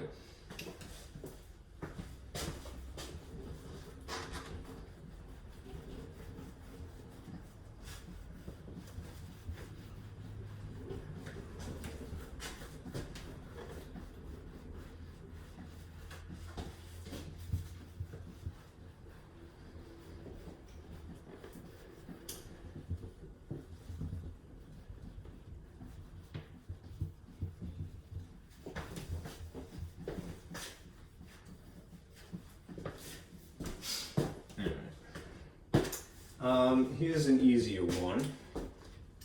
Suppose that you had to solve this problem, right? 4 times the quantity x minus 3 plus 12 is equal to 15 minus 5 times the quantity x plus 6. Right? What I tend to do is immediately gravitate towards the equal sign and draw sort of a dashed line down the middle, right? Because it's sort of a visual cue for my own sake, where I go, okay, this is the left side of my brain and this is the right side of my brain, and I need to clean these up independently of each other, which means I'm just going to simplify. I'm just going to perform arithmetic right now. All right. What does the arithmetic involve? The order of operations, right? Which means I should gravitate towards the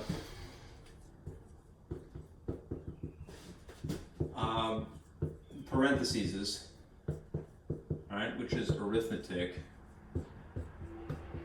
right? And on the inside of this, you'll notice that there are things that are not like terms. It's an x and it's a minus 3. If I knew what the number was here, and it would be kind of the whole point anyway, looking for it, then I would just subtract. But since I don't know what they are, the best that I can do is use the distributive property. And the distributive property says if you can't combine the stuff on the inside, you could at least get rid of the parentheses by distributing the outside content to each of the inside contents. All right. What's the abbreviation for 4 times x? 4x. What's the outcome of 4 times negative 3? Negative 12. What was sitting here already? Plus 12. All right? And that's just one side. All right? That's as much as I could do here in one step. I'll do this in one step as well.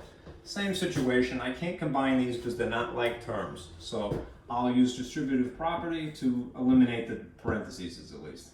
There's a 15 sitting here. Negative 5 times x, abbreviated as negative 5x. Negative 5 times 6, and incidentally, you always group the sign here, is minus 30. That's as much as I can do in one step. Right. Still sticking with one side. All right. In other words, I'm not introducing opposing sides yet. I'm not performing algebra yet. All right. Combine whatever you can. Now that the parentheses are gone, I can combine my terms. So 4x has nothing to merge with, but 12 and 12 are opposites, so they're going to cancel. So you could put 0, but it would be unnecessary. Right. And then what I can merge over here is a regular ordinary 15 and a regular ordinary 30. This is a positive 15, and this is a negative 30, so opposite signs.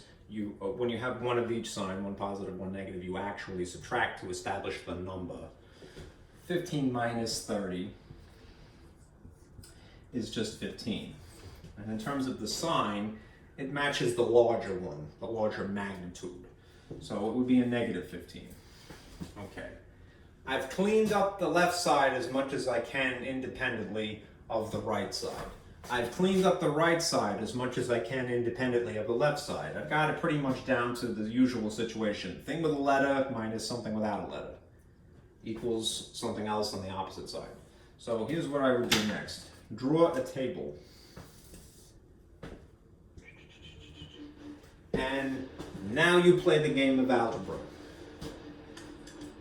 algebra at last, which is to bring things from one side over to the opposite side. How so? Opposite operations. If you see that this is a -5 and you want to bring the whole term, the whole chunk, the whole kit and caboodle, that is the number and the letter simultaneously, it's no worse than adding and subtracting. So the opposite of subtracting would be to add 5x, and then to strategically park it underneath the thing it most closely resembles over here. All right? By sheer logic alone, there's going to be a cancellation effect. Sure, I don't know what x is, but I don't need to. It's something minus itself. So it goes away.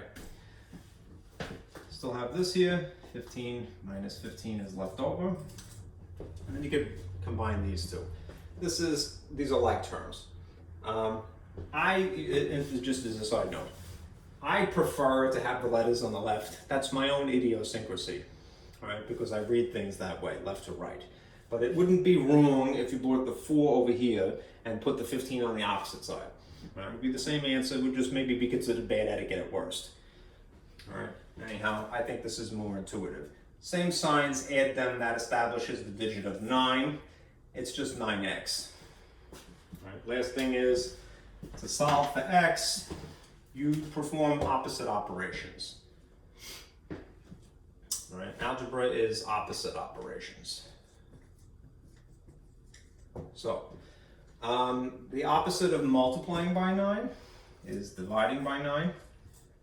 Both sides. Remember, you get away with murder as long as you're consistent. There's going to be a similar cancellation effect. Instead of it being 0, as in the case of subtraction, when you divide, it reduces something to 1. It's optional. You don't have to write 1, so you just write x. It's more concise. Now you have technically this. A -15 sitting on top of a +9. Is it wrong to make it a decimal? No. All right. But sometimes the fractions, like say, for example, a third, right, would be infinitely stretching. Rather than have to round a decimal, it is preferred to leave things in a fractional form as long as they're simplified. So for example, yeah, this is an improper fraction, but you could reduce it by using the greatest common factor. That is the thing that both 15 and 9 are made out of. They're both ideally made out of the number 3. That's the greatest common factor. Everything is made out of 1. So if you simplified this by dividing each of those things, again, be consistent, right? You would end up with -5/3. Okay? And that would be your answer. Or if you wrote it in fancy braces, -5/3. The preference in Algebra 2, Pre-Calc, and higher is to leave things in a rational form. That is, that it has a top, a line, and then a bottom. A top, a line, and then a bottom. All right? Even if it's improper. All right? I know that in real life, normally you would never talk to a person that way. You would never go up to somebody and go, I want 5/3 of something, right? All right? But it's okay. The reason why we prefer to leave things like this in math world is because if you were going to check by taking this number and stuffing it back in the original equation, in that form it would be more practical to use. There'd be easier cancellation effects. Okay?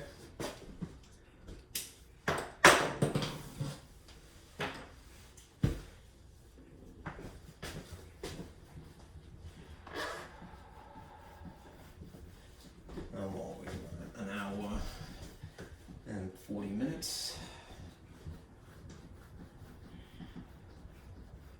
This is a more concise semester, so I think the videos will end up tending to be long, so I have to do a lot on one day. All right. Let me give you an example of the kind of crummy, annoying problem. All right. And here's a little bit of an overview. When you're looking for an LCD, which remember is an LCM, there's the coefficients, all right, and then there's the variables. All right. The coefficient is just a number up in the front, where the number's freestanding. All right. The variables are either a monomial, or a lot of times they're a binomial.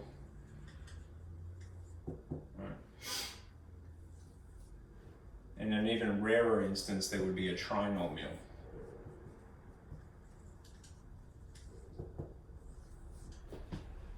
The basic gist of, especially these things that involve letters somehow, as opposed to a number, is that you want the highest available power of each unique type or thing. So if you have a letter X, that's an example of a monomial. You want to definitely have an X. If you had something like X minus 2, that's a binomial. If there happens to be a second X minus 2 and it's a higher degree, you would want that one instead. And if you had a trinomial, you would have to factor this. Right, into binomials and monomials. You want basically the highest available power of each unique thing. All right. In terms of the number, a lot of times what you'll do is list the numbers, list multiples,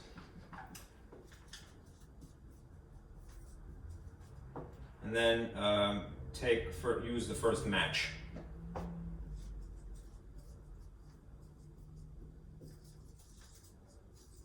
Right. You want the lowest common denominator or the least common multiple, because multiples go on into infinity. You're never going to find the highest.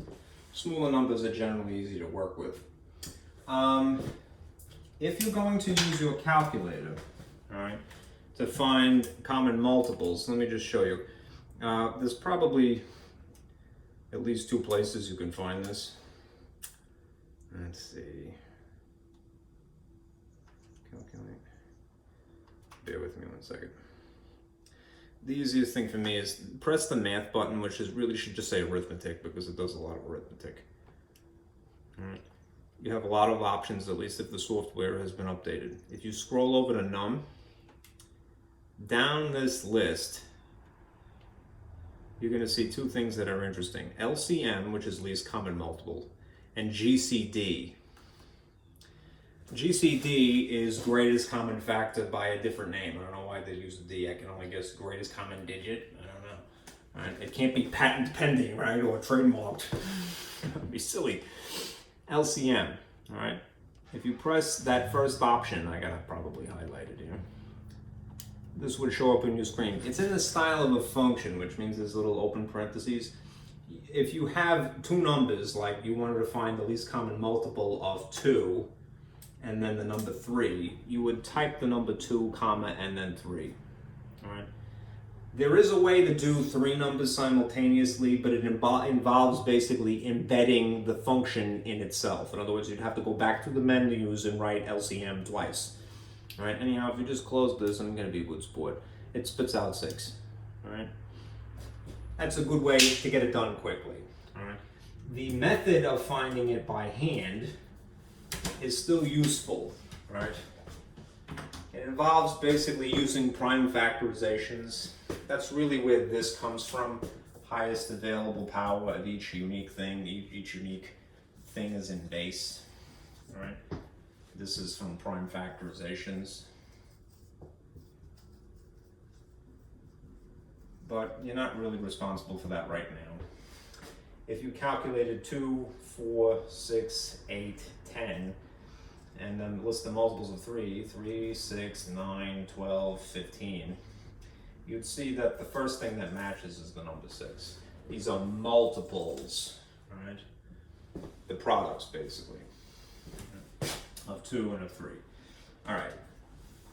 Let me erase this because I need the space for sure. All right. Remember this. Highest available power of each unique base or thing, or whatever you want to say, factor, technically.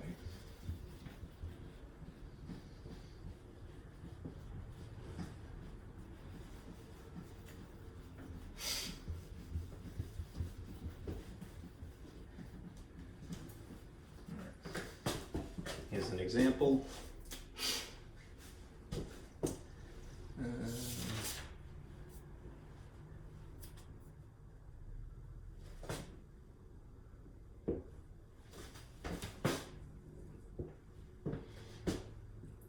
7 over 2x minus 5 over 3x equals 22 over 3. And you're going to solve this.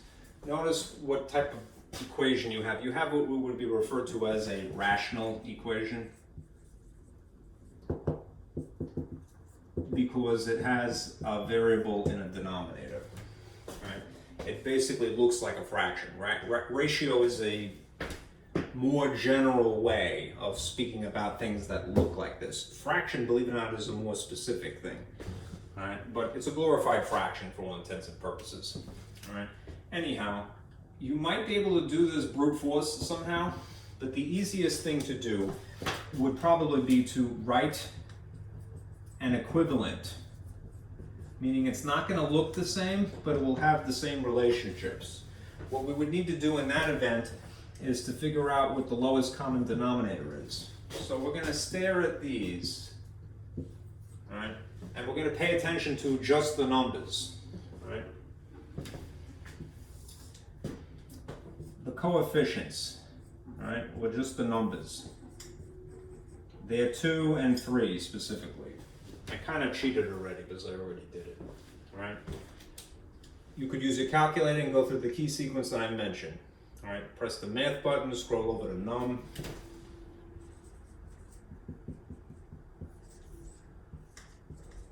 Go down the list to LCM. All right, in that you're gonna, and this will be on your screen, you're gonna type 2, 3. Right. There's a little thought cloud, if you will. All right, or do it the old-fashioned way. The numbers are pretty small. All right. Counting by 2s, 2, 4, 6, 8, 10. Counting by 3s, 3, 6, 9, 12, 15. You get to the digit pretty easily. So our LCD is definitely going to have a 6 in it. Right? There's going to be more to it, presumably, but that's the digit. Now, as far as the variables are concerned, which is a fancy way of saying letters, all right? All right? We want the highest available power of each unique base, or each unique thing. Now, there's only letters X here, all right? This is x to the first if I fill in the unnecessary information of 1, degree 1, and the same thing here. I just need the highest available power. All right, what's the highest available power? Well, there's no alternative, it's just x to the first. So this 6x is the LCD. Okay? So I'm going to take this chunk and now multiply it by the entire equation. I'm just going to duplicate what was written above a little bit neater. 7 over 2x minus 5 over 3x equals sign 22 over 3. All right. Bear in mind, all right, how do you get away with doing anything like this? Be consistent. All right. If I've randomly ripped 6x out of the sky, all right, and now I'm going to apply it, which is sort of like the distributed property here, all right, I can get away with doing that as long as I do it to all parts. 2 terms here and the opposite side, all right? Whatever you do to the left, do to the right, all right? What's going to happen in the process is that each one of these denominators is going to be eliminated, right? But they're going to leave something behind that's going to affect the tops, right? If you wanted to examine the minutia of what's going on here, 6x over 1 would be times 7 over 2x. I'm writing it very faintly, unfortunately. Remember that you could cross-cancel things that match, right? What matches? The x's match, so they're going away. Then the 2 and the 6 match. They're both made of the number 2. When you simplify, you're using a greatest common factor, even subliminally, subconsciously. 2 would be eliminated to 1, and this would be left over 3. What I do, and I would only advise this when you get to a level of comfort, is cross them out, but then write what the leftover is adjacent. Don't draw on yourself. That's a bad philosophy. If this 6x applied to this fraction of 7 over 2x is going to strategically cross out the denominator of 2x, what's going to be left over is realistically 3 times that. In a similar way, this is going to cancel out, but what's going to be left over from the 6x is the 2. All right? Here again is the minutia.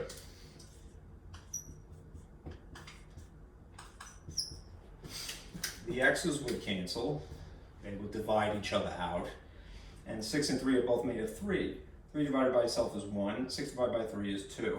That's the 2. All right? When you get to this situation, 3 is going to cancel out strategically because you chose the LCD. That will always happen. And what will be left behind in this case will be 2x. All right? How come? Because it's going to be 6x times 22 over 3. This doesn't have a letter, right? The only thing that could be eliminated in a situation like this is just the digit of 3 down here and the 2 that is remaining here. 6. All right, it's canceled. All right. Still, this letter remains, hence it's 2x. Right? That's not an exponent. That's just me scribbling. All right, as sort of a visual cue. Now, you rewrite the equivalent equation. Right? 7 times 3 is 21 left over, minus 2 times 5 is 10 left over. 22 times 2x is 44x. And somewhat ironically, even though the letters were on the left side to begin with, and now the only letter left over is on the right side, so be it.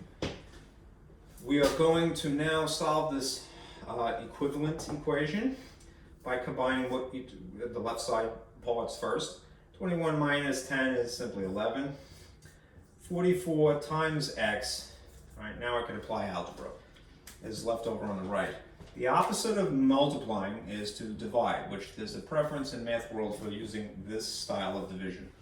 If you divide by 44 here, for the sake of cancellation, it's really just one number, then do the same thing here. Right. The bottom line is you're left with this.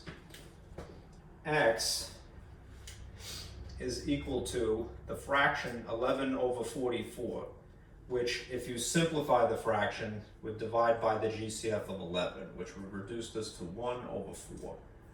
X is equal to 1/4. Okay?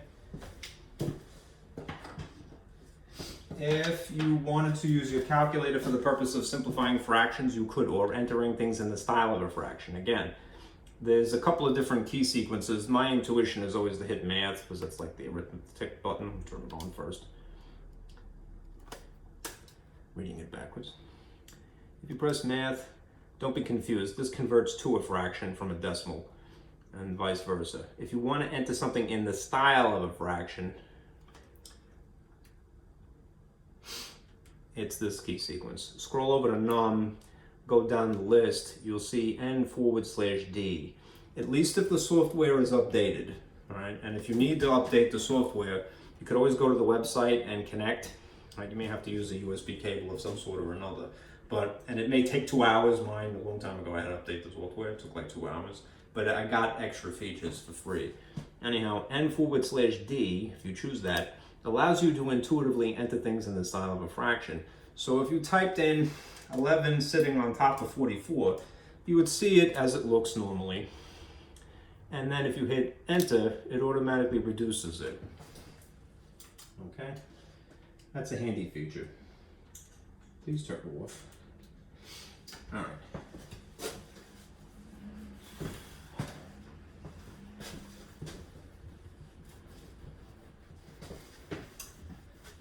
All right.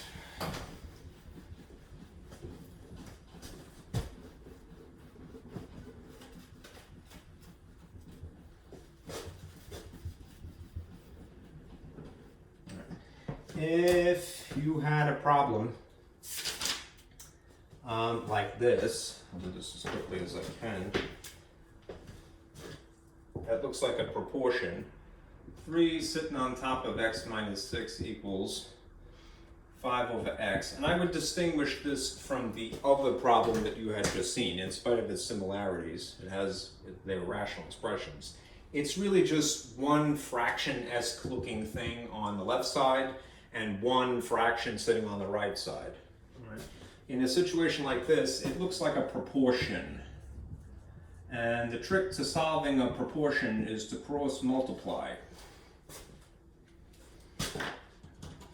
So if you multiply diagonally this way, you get 3x.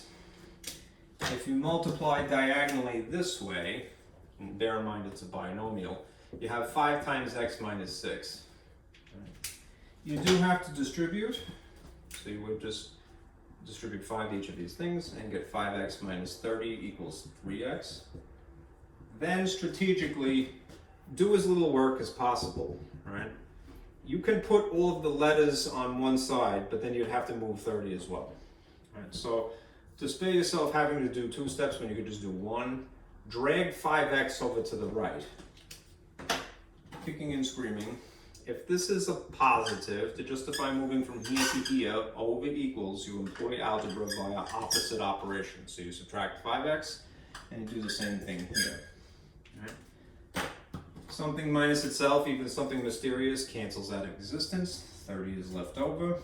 These are like terms. One of each sign, you subtract them. You establish 2 as a digit, and it takes the sign of the larger magnitude, so it's negative 2. Divide by negative 2, cancels, cancels, do it to both sides. X is equal to 15.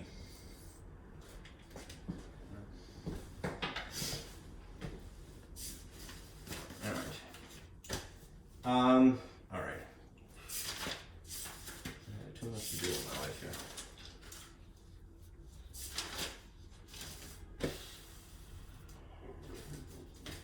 All right. To summarize, what I'm going to do is I'm going to give you this. All right. If you're graphing something by hand, right, there's at least 3 regular methods, and then there's your calculator. All right. Because you're in a you're in a pre-calculus class, and it's expected of you to have a graphing calculator, you're probably going to get it to do this for you a lot. All right. But even if you do use your calculator, you would at least need to know the slope-intercept form. Why? Because there's a button on your calculator that's labeled y equals, because it's trying to simulate this. Right? Let me just explain these other things more in depth here. You could do something by hand, brute force. The most brute force way is to generate your own coordinates. And more is better. There's 5 here. I would recommend using small numbers like negative 2, negative 1, 0, 1, and 2 as the input value for your x's. Because they're small, right? And 0 is really easy to use, and 1 is really easy to use. And you have an even spread of negatives and positives, so it fleshes out the picture more, all right? But if you're talking about a line, you realistically only need to use 2 dots. So the number that you use in the case of a y-intercept and an x-intercept method is just 0. You're going to use 0 in 2 different places, right? If you're looking for a y-intercept, you stick 0 in place of x. If you're looking for an x-intercept, you stick a 0 in place of y, right? And then you do the calculation, all right? This is the go-to method by hand, the slope-intercept form, y equals mx plus b. It really requires a person to grasp what a slope is and what a y-intercept is. Right? Again, even to use a calculator, you would need to be familiar with this. So let's discuss.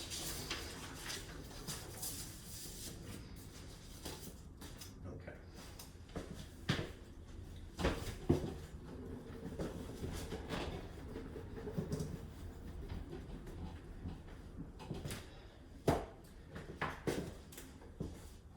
In the slope-intercept form of a linear equation, you have these key features. You have the slope, which is weirdly abbreviated by the letter m. Not really sure why. I can only hazard a guess. Maybe in some other language, perhaps French or something. M is, the word for slope starts with a different letter than S. Right. Is the slope, which controls the pitch all right, or the incline, or the steepness of a line. So whatever number is here, that controls this sort of mechanism of the straight line. And then there's this number that's here, which is really a coordinate. This is the y-intercept. And that's where its name comes from. The slope-intercept form is really referring to y, not x.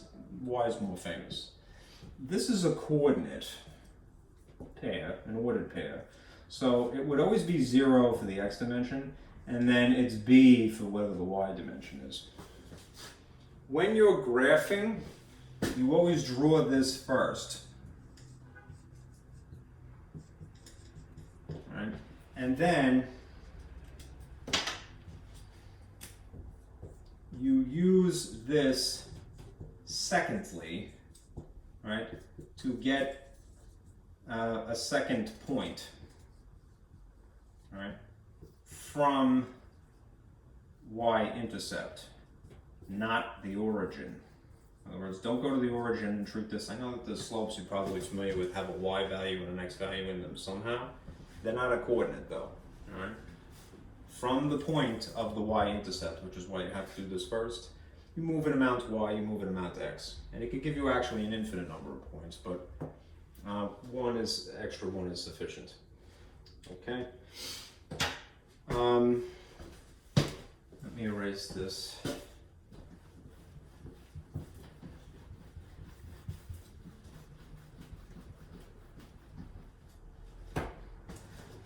There's 4 possible slopes.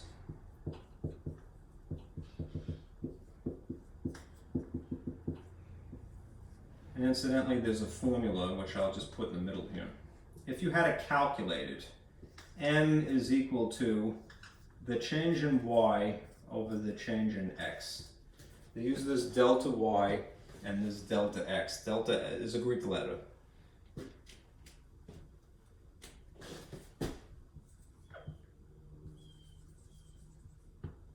It's the Greek letter for d, and I would argue that it's probably d as in difference, and difference as in subtraction. Right? That's probably me extrapolating a little too much, but it makes logical sense. Delta is d, right? And the word difference starts with the letter d. So if you see delta y, it means subtract the y's from 2 coordinates. If you see delta x, it means subtract the x's from 2 coordinates. Let's kind of just keep this in the middle here. It's a formula, right? If you had to calculate,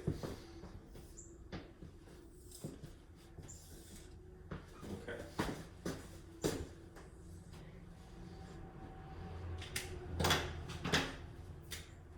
If you calculate, if you're not going to calculate, but you're going to try to establish the slope from graphs, right, then draw 4 crosses, because there's 4 different possible situations.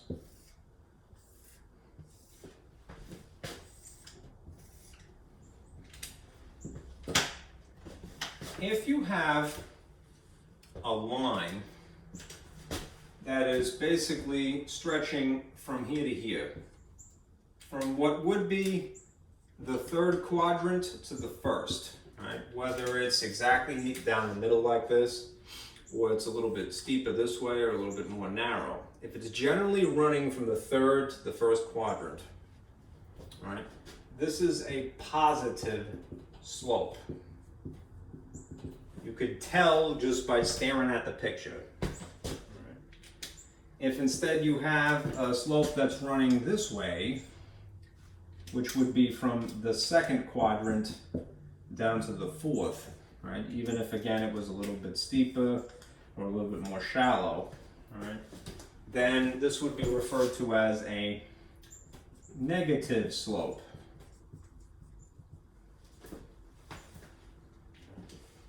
If you have, in this situation, a slope that is a perfectly horizontal line, which means it's parallel to the axis. It could be there, it could be here. The way that the calculation would work out is that you would have zero slope as opposed to positive or negative. M would be equal to 0. Right. If you had in this situation perfectly vertical line, could be here or here, or it could be running on the axis. Same thing here, it could be running down the axis in theory. The way that the calculation would end up is that we would say you have an undefined slope. Some people say no slope, right? No slope, which I don't like because to me it's counterintuitive. If slope is supposed to be a measure of steepness of a line, one would think that something that's very like this is very steep, right? All right, but it's undefined, right? Would be more precise. All right, it's ironic, right? Because undefined means not precise. All right. Anyhow, the reason that this is undefined and this is 0, right, is because of the calculation. In a situation like this, all right, you basically have 0 as a denominator. There'd be some number and then a 0 here.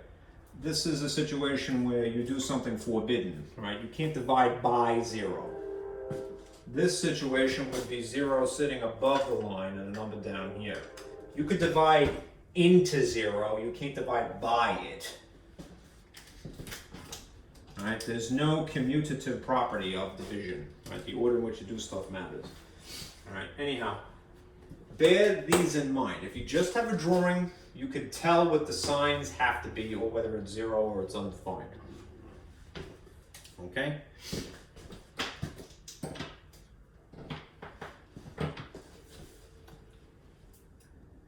And if you have to do a calculation, right, this is for a situation where you have an x and a y given to you, and then a second x and a y given to you.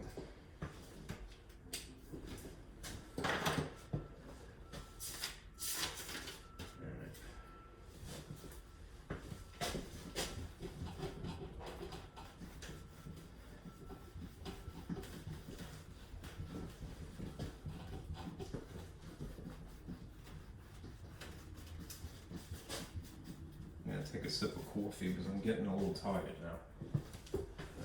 It's 2 hours in.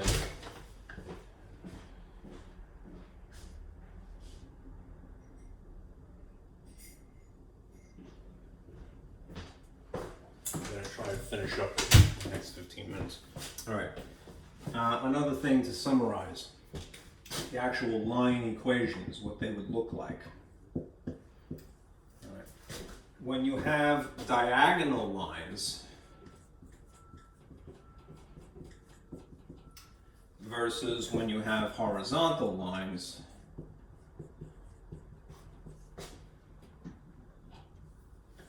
or if you have vertical lines. When you have a diagonal line, all right, you definitely have to have both variables. Right, which means that your equation would look something like this minimally. Right? You have a y on one side and equals and an x on the opposite side. You may have some slope here, and you may have some y-intercept b here, right? But you definitely have both variables. So if you know that you have a diagonal line, expect to use this as the model. When you get to either one of these two situations, the equation of the line is slimmed down, right? It's just one variable.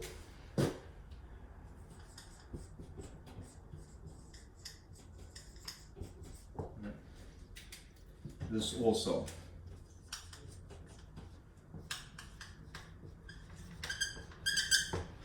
Right. In this case, it's just y equals, right? In this case, it's just x equals. So it's going to be a number, whatever it is, and this is equal to a number, right? How come, I should say. Well, here's a picture.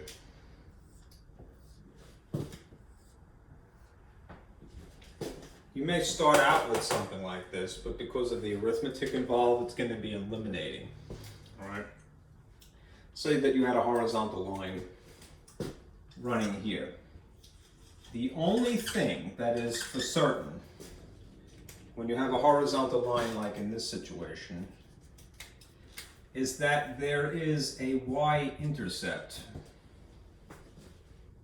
which means that it's automatically 0 for the x, and then it's whatever this value is for the y.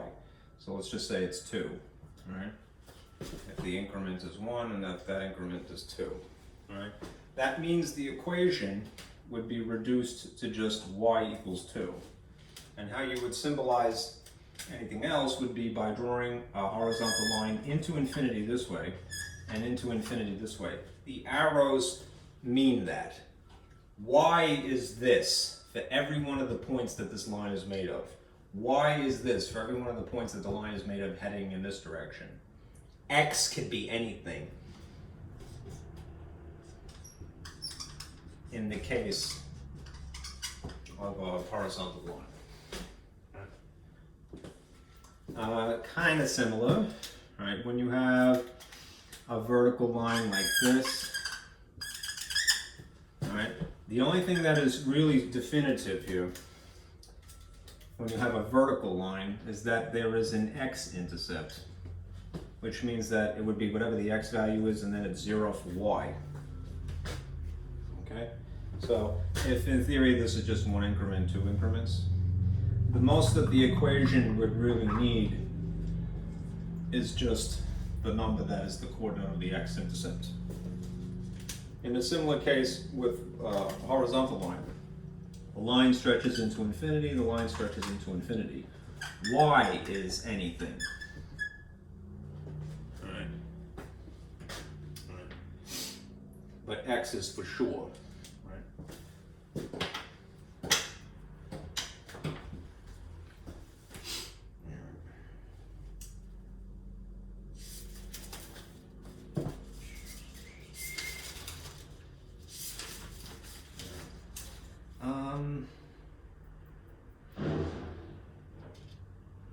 I'm going to give you the hard problem.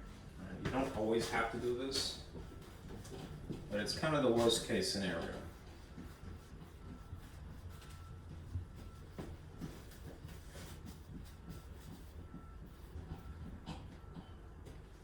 Oh, let me pull this out too. In the packet, there is also this reference. All right. There's 4 styles of the line equation. That's this page here. Okay. These will be important. Well, this one, the standard form, will be important when we get to systems. All right. These 2 are primarily what you're concerned with now. The slope-intercept form, because that's for drawing pictures, whether you do it by hand or you use your calculator. If you're doing a calculation, though, very often you have to use the point-slope formula, which you rearrange the pieces of to simulate this shape instead. I know that there's extra features here. Don't stare at anything but the red Y here and the blue X here. M is the same, M is the same. Red Y, blue X. The thing that have subscripts are where you insert numbers. Okay.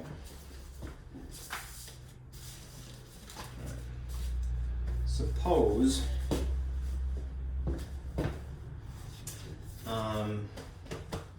that you had this problem, and this is the more difficult of the examples of this type. Somebody says, write the equation of a line given very limited information, given just 2 points. 3, 4, and 0, -3. Here's how I want you to sort of condition yourself, right? Analyze what's given to you, right? This is a point, right? And this is a point. And of the formulas that I have to work with, these are established formulas. What can I do with 2 points only? All right. We have the slope formula, That's established. And then we have this other thing. We have y equals mx plus b, the slope intercept. This is the slope formula. And then we have this. Y minus y sub 1 is equal to m times x minus x sub 1. This is the point slope formula. These are the tools that we have to work with. All right. Years ago, I don't want to digress too much, but years ago there used to be an advertisement on television for Apex Technical School, which from a little kid, before I went to school, I used to watch TV all the time. All right, and there'd be this bald guy who was a mechanic he must have started the school. I think it was in Queens, and he said, "We give you the tools, all right, and then you get to we teach you how to use them, and then you get to keep them at the end of the course that you take to become a mechanic." All right. That's what this is, all right? These are the tools that you have in your toolbox. A slope formula, a slope intercept formula, a point slope formula for all intents and purposes. And based upon what you have, you identify what's given to you, you decide whether to use one or two or maybe all of them, all right? In this case, this is, as I said, the harder example of the problems that I had selected for this class, all right? Because if you could do this one, you could do all of them, right? If you just have 2 points, right, you don't have a slope yet. So you can't do these two, right? But you do have a slope formula, and it requires 2 points. So we could start with this. You could graph it, and I'll do that as well, right, to prove a point, right?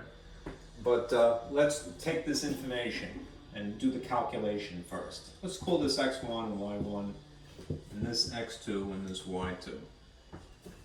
In place of y2, I'll put -3. There's a negative in the formula.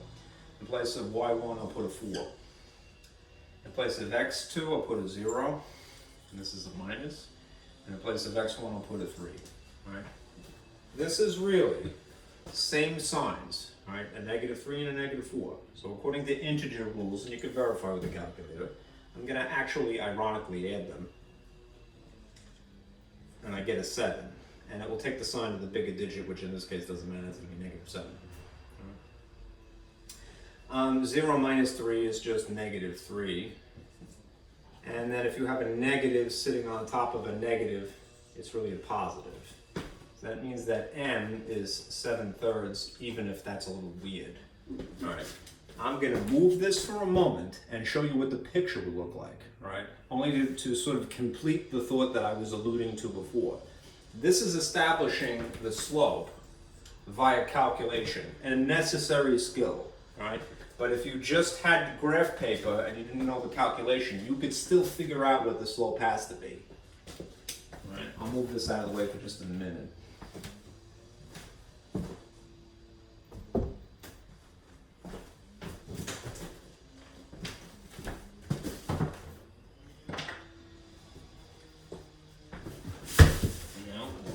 Thing. My ledge is too thin.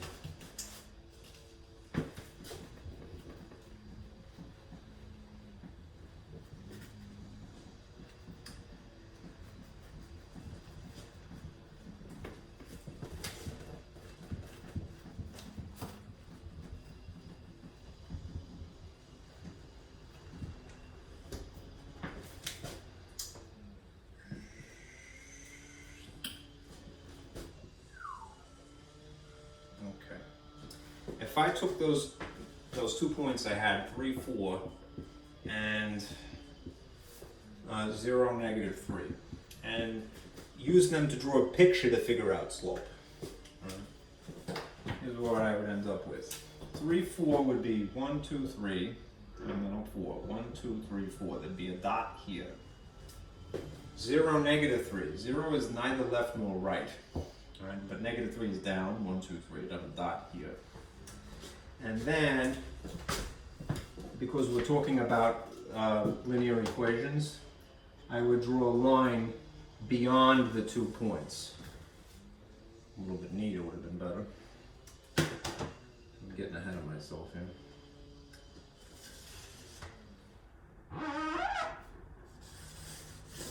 You would purposely overextend the lines, right? And you put arrows on it like this. Let me just fix that because I smudged it. Okay. From this, all right, one could tell compared to our established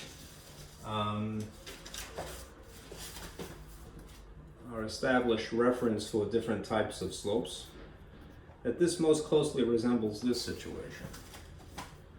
We already did the calculation, all right, and we got 7/3, right?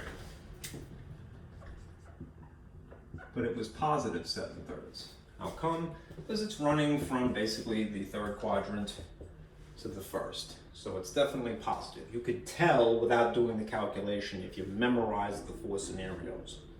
As for the numbers, all right, if again you don't want to do the calculation, what you could do is connect the points by drawing an imaginary right triangle and then counting the boxes, right?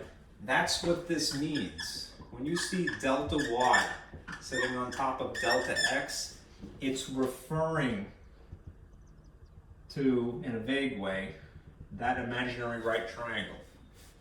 Hence trigonometry, right? How many blocks wide is it? 3. How many blocks tall is it? 1, 2, 3, 4, 5, 6, 7. 7. You could get the same thing by drawing a picture. The only thing you can't get from drawing the picture is establishing the sign. You would have to memorize that, okay? And in theory, if you needed to, you could reduce the fraction. In the case of 7/3, you can't do more than that.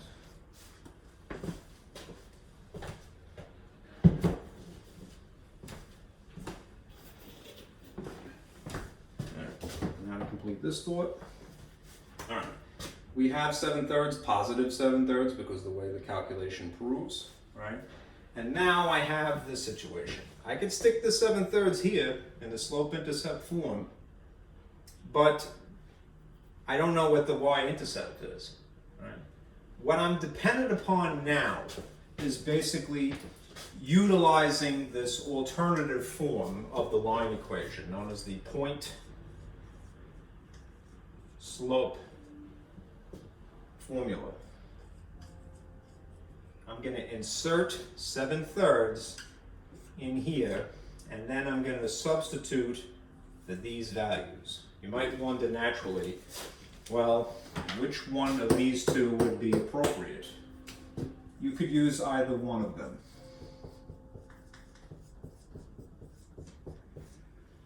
When you're trying to decide to use the point slope formula, it's basically these 3 voids that you have to fill in. So, 7/3 we have calculated, but I'm going to go with the easier one, the one that has 0. You could use this and plug the x and the y in here respectively, but I'm going to go with the smaller digits. Right?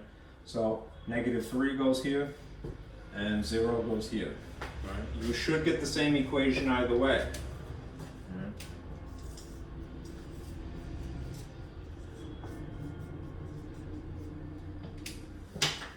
Suppose I did 4 and 3. I'll try to do it both ways. Right? If you do this one using these numbers, right, to fix it, a double negative would leave you with y plus 3 equals 7/3, right, times this quantity. Since there's a 0 here, you really don't need to worry about it. The worst that you would do is distribute 7/3. You'd have 7/3 x. All right. Then you would just have to move. Why does my green always suck? Not even a brand new package. Tired of you, sucky green. Stop sucking. All right. Put that in. Doing hard time in the cup now. All right. move the 3 over here to make it more closely resemble the slope-intercept form. Right? That's again kind of the go-to form of the line equation, because that's, even if you use a calculator, you would need to have it in that arrangement. So if I move 3 over here, I'd be subtracting, and then I would end up with this.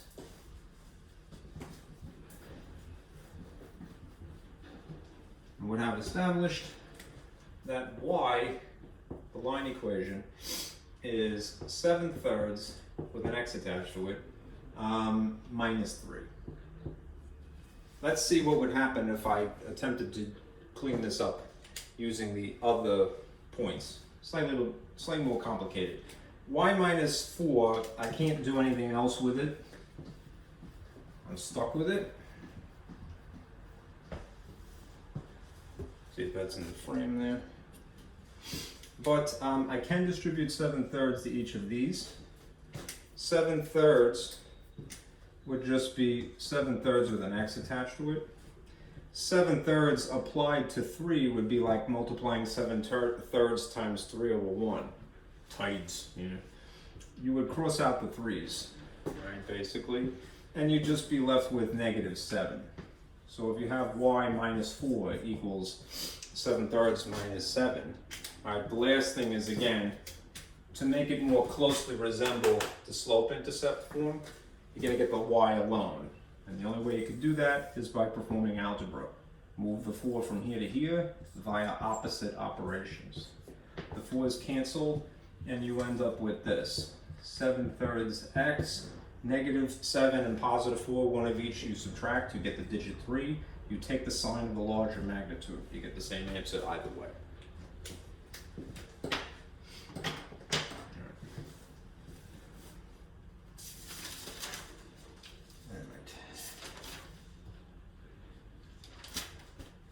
Let me give you one more diagram and one more example, and then I'll stop.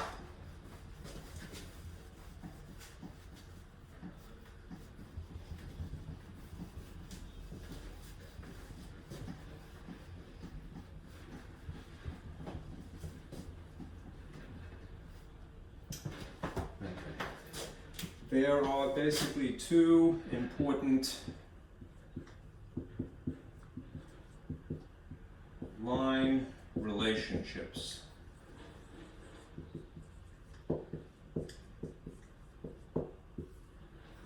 Alright, to be very general, you're going to have a situation where the lines cross. Alright. And then, again, to be very general, a situation when the lines never cross.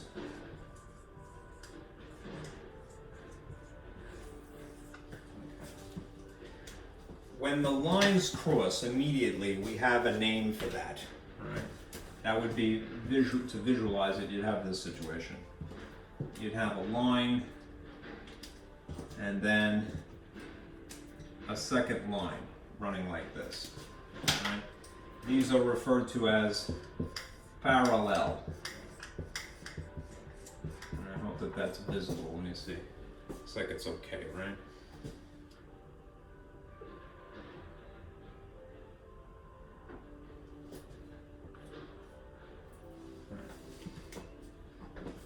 If you're trying to rig the situation, or if you're trying to prove the situation, whether you're trying to create equations or you're just trying to prove that the equations are what they are, right? Parallel lines, lines that never cross, have these features, all right? They have the same slopes, which means that the slope of the first is exactly equal to the slope of the second. What they must have that's different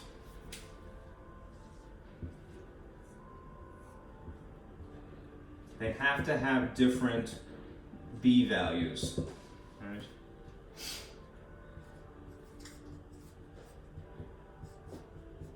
They have to have different y-intercepts. So b1 cannot equal b2. All right. What would happen if they did in fact have the same y-intercepts? They would not technically be parallel, because if something is parallel, they never cross. Imagine you have two lines that, instead of riding alongside each other into infinity, are overlapping everywhere into infinity. Right? They're not technically parallel then. Okay. In the situation of lines crossing, it could just be they just do randomly, right, at an angle.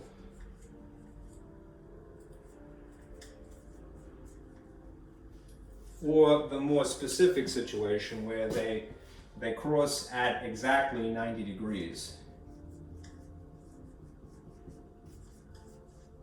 Otherwise known as a right angle. Like lines never cross, there's a specific term to refer to these. Lines that cross at exactly 90 degrees, otherwise known as a right angle, are perpendicular.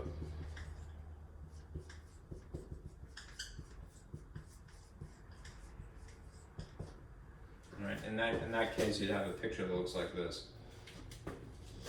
You might have a line running this way, and then a second line running this way. And if you got in there with a protractor and measured it, they would have a 90-degree angle. That little symbol for 90 degrees here. They'd be the perfect cross or the perfect T shape, you know, depending upon your preference, letter. All right. Now, in terms of their features, right? The only thing that is important in terms of perpendicular lines is that the slopes are opposite sine and reciprocal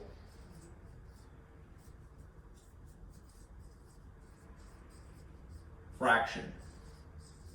Nothing else matters. They have to simultaneously be the opposite sign, meaning if one is positive, the other has to be negative, and vice versa. In terms of the actual numbers involved, one has to be the reciprocal of the other, so flipped upside down just means flipped. All right. How to summarize that? Well, m2 would be equal to negative 1 over m to the first. Pardon me, m subscript 1. One looks like a fraction even if the other doesn't. It becomes a denominator. Is that in the frame? It looks like it is. Is it dirty? All right. If they're just crossing at some angle, all right, they probably have different slopes in general. These are technically different because they're opposite and also reciprocals, but this is just randomly different slopes. All right. They can have different y-intercepts, and in either case, either can have same y-int, all right? They might just be different, but they can legally be the same y-intercepts. Okay? The only thing that can't have the same y-intercepts are parallel lines. Okay? This other sheet that you see here is really more important for when we get to systems of equations, but it kind of illustrates that just if you examine the drawings here. Lines cross, they cross at a point, all right? Lines that overlap, all right, would be, you know, overlapping into infinity. Parallel lines never overlap, they never touch. All right, in terms of solutions, that's important when we get to systems, if we do that, all right? Here's another side note. You can tell if you don't have a drawing, if you just have an equation, if m1 times m2 equals negative 1, then you have a situation where the lines are perpendicular. This is a way of proving it without drawing a picture. You can prove that things are perpendicular just by examining those. Reciprocals would always produce that. Opposite sign reciprocals would make a negative one. Okay. All right. Let's see what else. There are abbreviations. Perpendicular is often abbreviated by that symbol. Parallel is often abbreviated by 2 forward slashes. All right. Now, let me do one problem of this sort with you, and then I'll stop.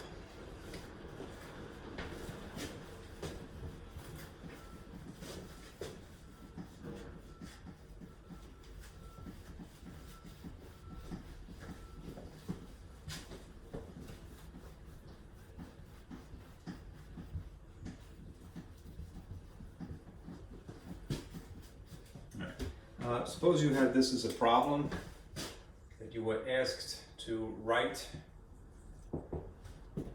the equation of a line parallel to the following. 5x plus 3y equals 1, and that, goes through a specific point, 3, 5. When you have a problem like this, basically the first thing is to rearrange it to slope-intercept form. Right? This way you could compare, and you could pluck out anything that you need. So notice that this is given to you bachkalu. All right. If I had to give it a label, it would be referred to this as a standard form of a line equation where the variables are on the same side. Right. But that's not super important right now. If I were to rearrange it to slope-intercept form, that means that I gotta get y alone on one side. So I'm gonna move positive 5x over here via algebra. Minus 5x. Minus 5x. These would cancel even if I don't know what the x is, because it's something minus itself. This would therefore be 3y, and I'm going to try to make it conform to the slope-intercept model a little bit more closely. I'll put this minus 5x in the front and this positive 1 behind it. All right. And then as the last step, I will move the 3. Divide by 3. And then divide each of these by 3. Okay. This is what I'm working with. Negative 5 over 3x plus 1/3. Okay. Now, if I want to create something that is parallel, right, I'm going to start with the point slope formula, because that'll give me a skeleton that I can flesh out slowly but surely.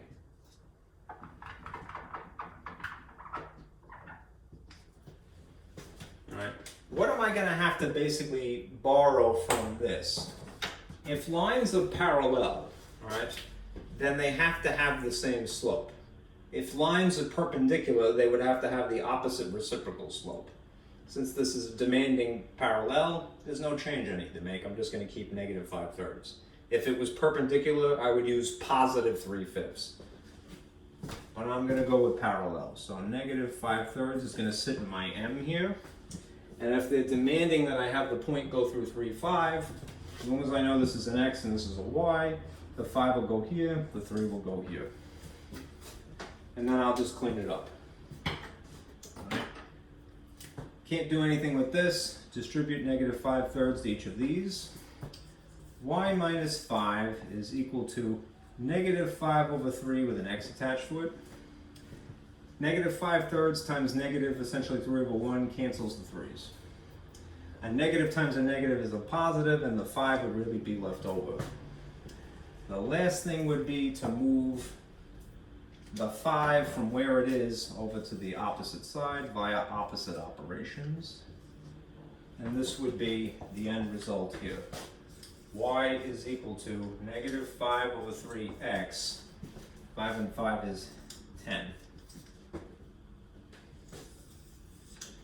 Same slopes, both negative 5 over 3, different y-intercepts, so they're parallel.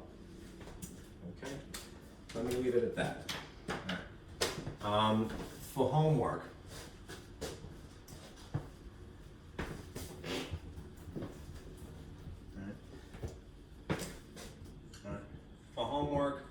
do section 2.1 and 2.2 in my open math.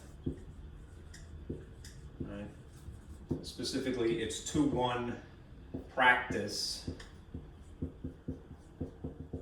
and 2.2 practice. All right. All right. By let's just say next week. By Monday, Monday night.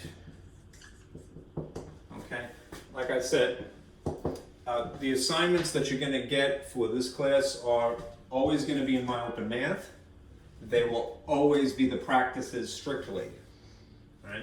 And I'll give you about a week to do them. So since I covered this on a Tuesday, you have until Monday midnight, well, 11:59 p.m. All right, and then I will record them on Tuesday. Okay. All right, on Thursday, I'm going to shoot another video, and that will be for section 2.5 and 2.6. And then we'll basically be, get everything rolling. Okay? Make sure that you do this. Most of your grade will come from just these assignments. Okay? They're the most important thing. It's where you get practice. All right? That's really the most important thing. Okay? All right? This went a little long. It's 2 hours and 45 minutes. Right, the 090 people, there's an extra video on Wednesday if you want to look at the graphing a little bit more in depth. Right, it will also be posted in announcements. Okay, right, be careful out there.